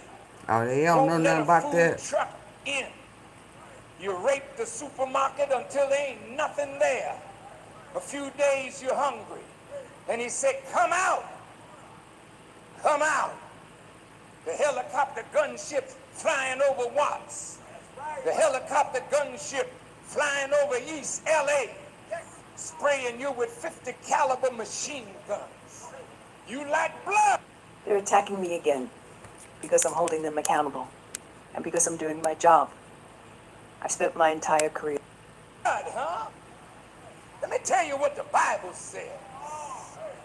See, God came to save us because he loved us. But we are so filled with hatred. And all you gangbangers that know how to say Assalamu alaikum and then kill your brother when that's supposed to mean peace. See, that means you know what you're doing. Mr. Trump, you're the leader of America now. You need to try to make America safe from the wrath of God, her chastisement over the wickedness that you all have.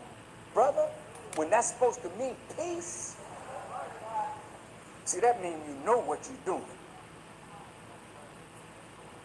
Mr. Trump, you're the leader of America now. You need to try to make America safe from the wrath of God, her chastisement over the wickedness that you all have been involved in since your inception. Since you are the last of the presidents, maybe, that has a chance on your watch to delay the judgment of God. You have a secret chamber in the White House, place where you can go to pray. But Mr. Trump, I really don't see you falling down on your knees. He think he God. God has to knock you down Okay. on your knees because your arrogance, your false pride in the little money you have. Oh, Can I show you something from the Quran? Listen to this. Your knees. We're in the White House, place where you can go to pray. But Mr. Trump, I really don't see you falling down on your knees. God has to knock you down on your knees because your arrogance, your false pride in the little money you have. Can I show you something from the Quran? Listen to this. It says,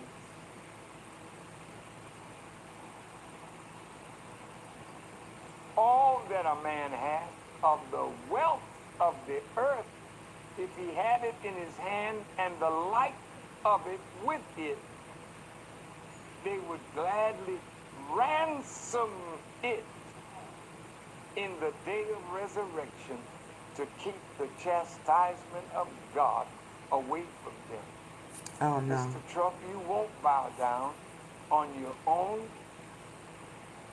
but the scripture says every knee Shall bow. will bow, Every tongue and every tongue will confess. will be forced to confess. That's right. We say it in Arabic that there is no God but Allah, and you say it that Jesus Christ is Lord. Same thing. Bow down. If you look at Mr. Trump, Mr. Trump is a businessman. Certainly, he's done great things in the business world. Got a lot of money from his dad that helped. Oh yeah, his dad was a nice fella. He ran a little dusty work, and like millions of dollars. When like you start with that, that's pretty good. like Mr. Joe Did he say Kennedy. dusty work? You know, white folk are allowed to be criminals and pass on money to their children to become clean. Oh, That's what yeah, my- yeah. Yeah, He's yeah. done great things in the business world. Got a lot of money from his dad that helped. Oh yeah, his dad was a nice fella. Same thing. Did he? Bow down. If you look at Mr. Trump, Mr. Trump is a businessman. Certainly, he's done great things in the business world.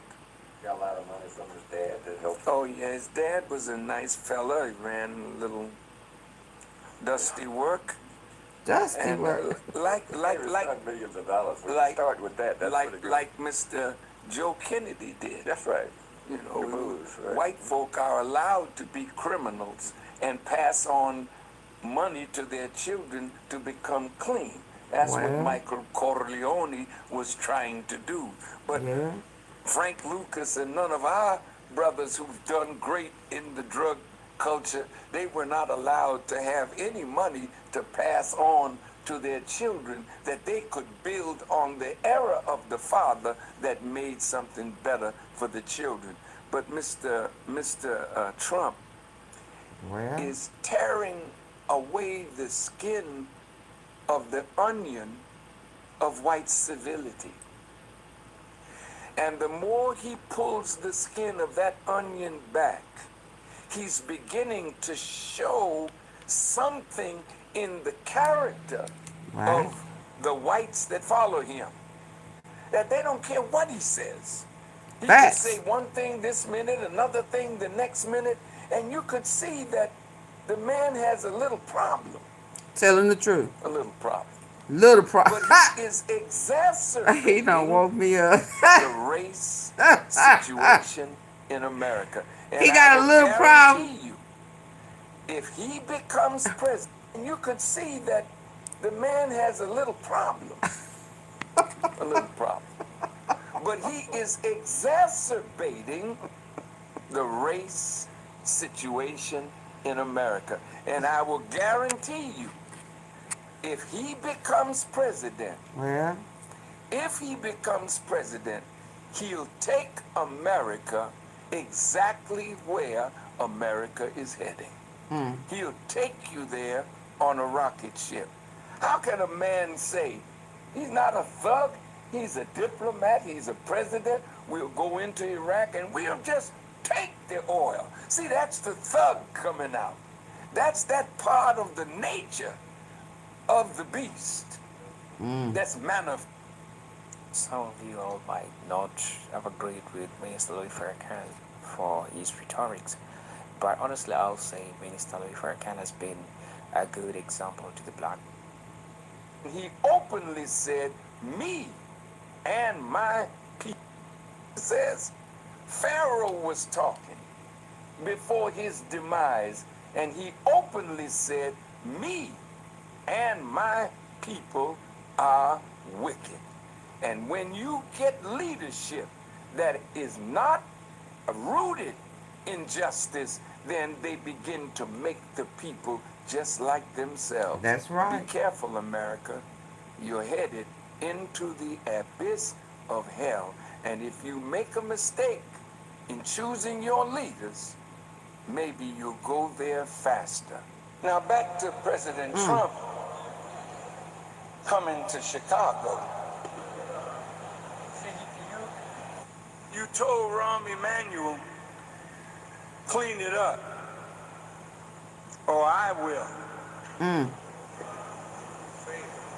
Come on. And you threatened my young brothers. Let me tell you something. My brothers are in bad shape. And I have warned all of you. Yeah. I told you that the army was coming. I told you to get your act together Yeah. and clean up your act, because they're coming with a mind to slaughter us. Yeah. Have I said it? That's right. Not just for a year, but for 3 decades. I have been warning you about the government of America planning a war, not only with a Muslim overseas, but with black people and the nation of Islam in America. Have I not done that?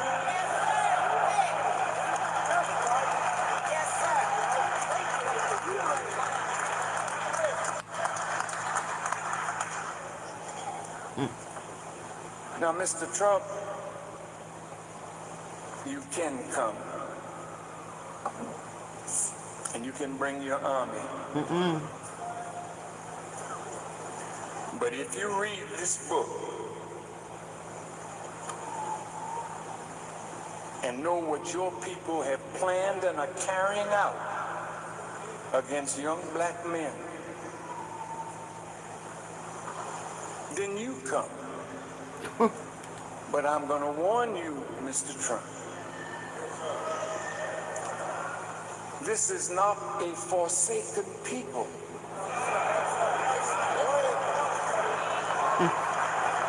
And the God that we serve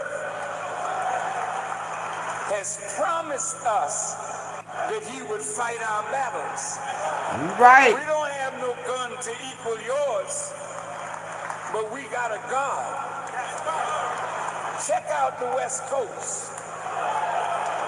You never seen no rain like that. You haven't seen nothing yet. Hey, in the Middle East, y'all think that Dubai is a nice place to run and hide now? You can get in the hotel and order some liquor in a Muslim country. They might even have a pig foot there for you.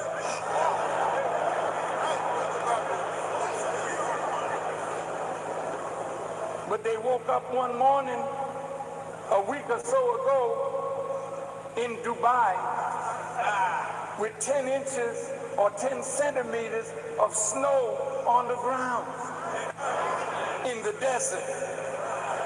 Don't you ever think that you can go somewhere and God can't get to you when he wants to make an example of you.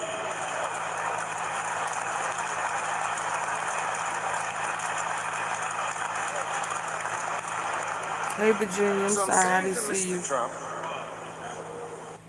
if you're thinking about getting a contour pillow, you need to hear this first. So I almost made the dumbest mistake of my life. I got... Not being disrespectful, I'm going to talk to you about him now. Who is he? You can come. Bring your army.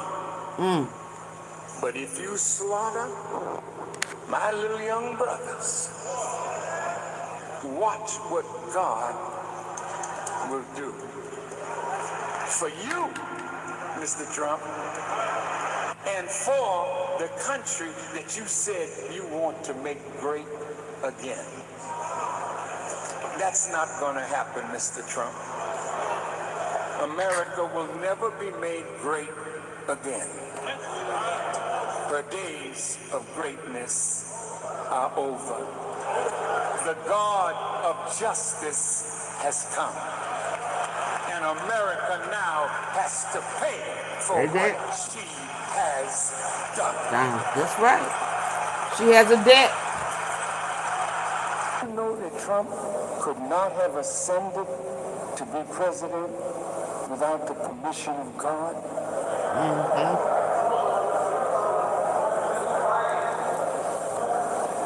Don't you think Allah is interested in who the President of the United States is, since we've been sentenced to 400 years of evil from them, and this man is now the President? Don't you think God has something to say about that? But the question is, what does God say? Because he's been appealing to you. Come out. Come out of her, my people, that you be not partakers of her sins and her plagues, for her sins have reached unto heaven. Come out. Not me. This is the way you think. Where would we go? Well, God, I don't trust you. But you trust a man that's been lying to you for 463 years? But you don't trust me? If I promise you land, do you think that I don't have the power to take the land from whom I please and give it to whom I please? That's easy for me.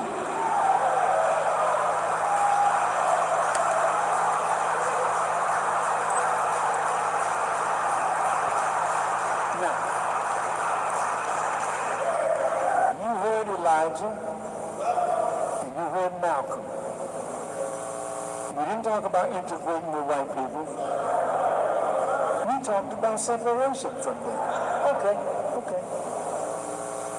You said, I ain't separating. I'm going to get mine right here. Okay. Let's go sit in. Let's have freedom rides. We're going to march. We whip the hell out of you. Put you in jail. Cattle prodded you. And 50 years after Martin, where are you now?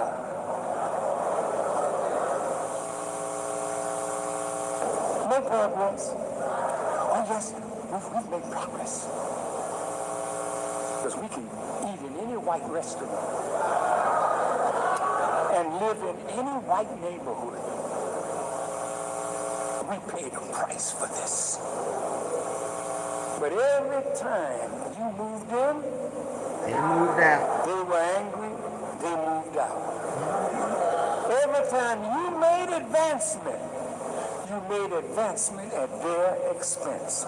Listen to what I'm saying now. Everything white folk conceded to us, you called it a victory. They called it their defeat. So when Mr. Trump came to power, he's the savior. Now he's an immigrant. Alt-right. The little white boy that you call a cracker, that's Mr. Trump's very faithful follower. And we done tracked Mr. Trump down. His father, Mr. Trump's father, grandfather, came to America, illegally. He wasn't involved in the slave trade. He wasn't involved in Jim Crow. He just was a German white man who saw in America a way forward for himself. He had a son, I'm talking about Trump's father. Freddie. Come on. This is why you shouldn't buy just one Mazzato knife. If you only buy one, you're just losing money. Hey, Daryl. Trump's father built Left Rack City in New York. Black folk couldn't rent in that place. Didn't want black folk there. Loves white people. He'll pat a black man on the head. An immigrant. And maybe pat you on your behind.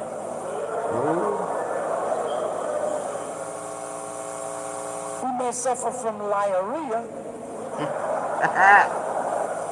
but he's also the broker-in-chief. Yeah. You better tell it. And his people don't mind. They showed on. They okay with that. Grope on, President. Grope on.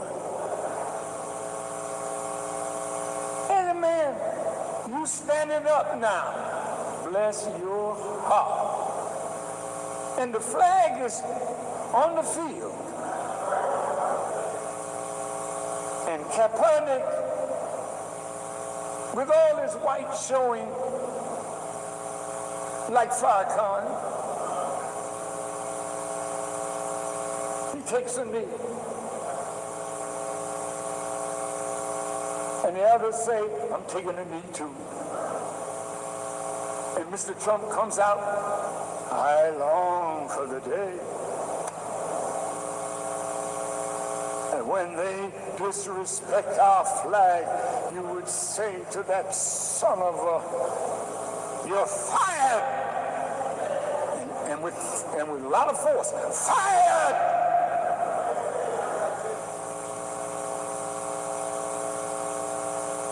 He called him a son of a... An immigrant. Had they called where black folk live in Africa Some kind of hole, I don't remember the name. But a hole where there's a lot of excrement floating around somewhere. And they had the Nigerian president at the White House. And he's using him as a prop.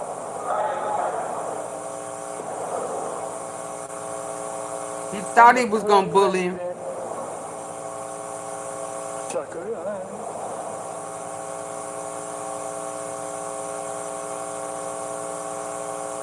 I don't know how the heck y'all can do this stuff. You know? Man insulting you.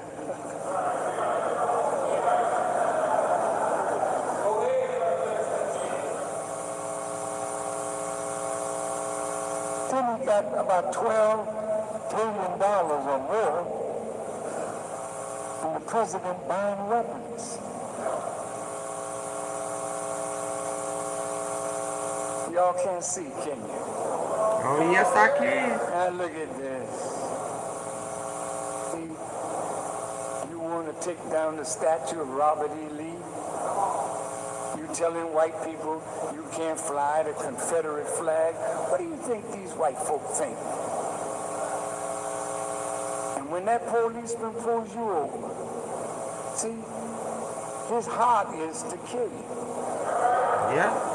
And you're going to see more and more of that every day now. Because God wants you out of here. He wants you to separate from your enemy. So he put Trump where Trump needs to be as a whipping wind on the dry bones in the valley. Now you're talking like this. Man, it's kind of getting rough with that Trump. We got to do something. You're right. What you got to do? Let go and let You got to God. unite and get busy to do something for yourself. Don't wear these perfumes if you don't like compliments. Everyone has been talking about all of these perfumes, but honestly, they're just way out of my... Oh, that's it. Okay, that's it, y'all. That's all I got for tonight. I'll see y'all later on. I don't know what this one is up here. I don't know what it's talking about. Hold on. Thank you again for doing that. Thank It's an you honor for and a having me. pleasure to meet you. Thank you very much. Let's start from, well, I was going to start from the beginning, but how are you feeling? Oh, this is old. Considering I'm feeling great. Don't, Really great. I'm don't thankful know. to Almighty God for the operation and the quality of life that it has given me since the operation.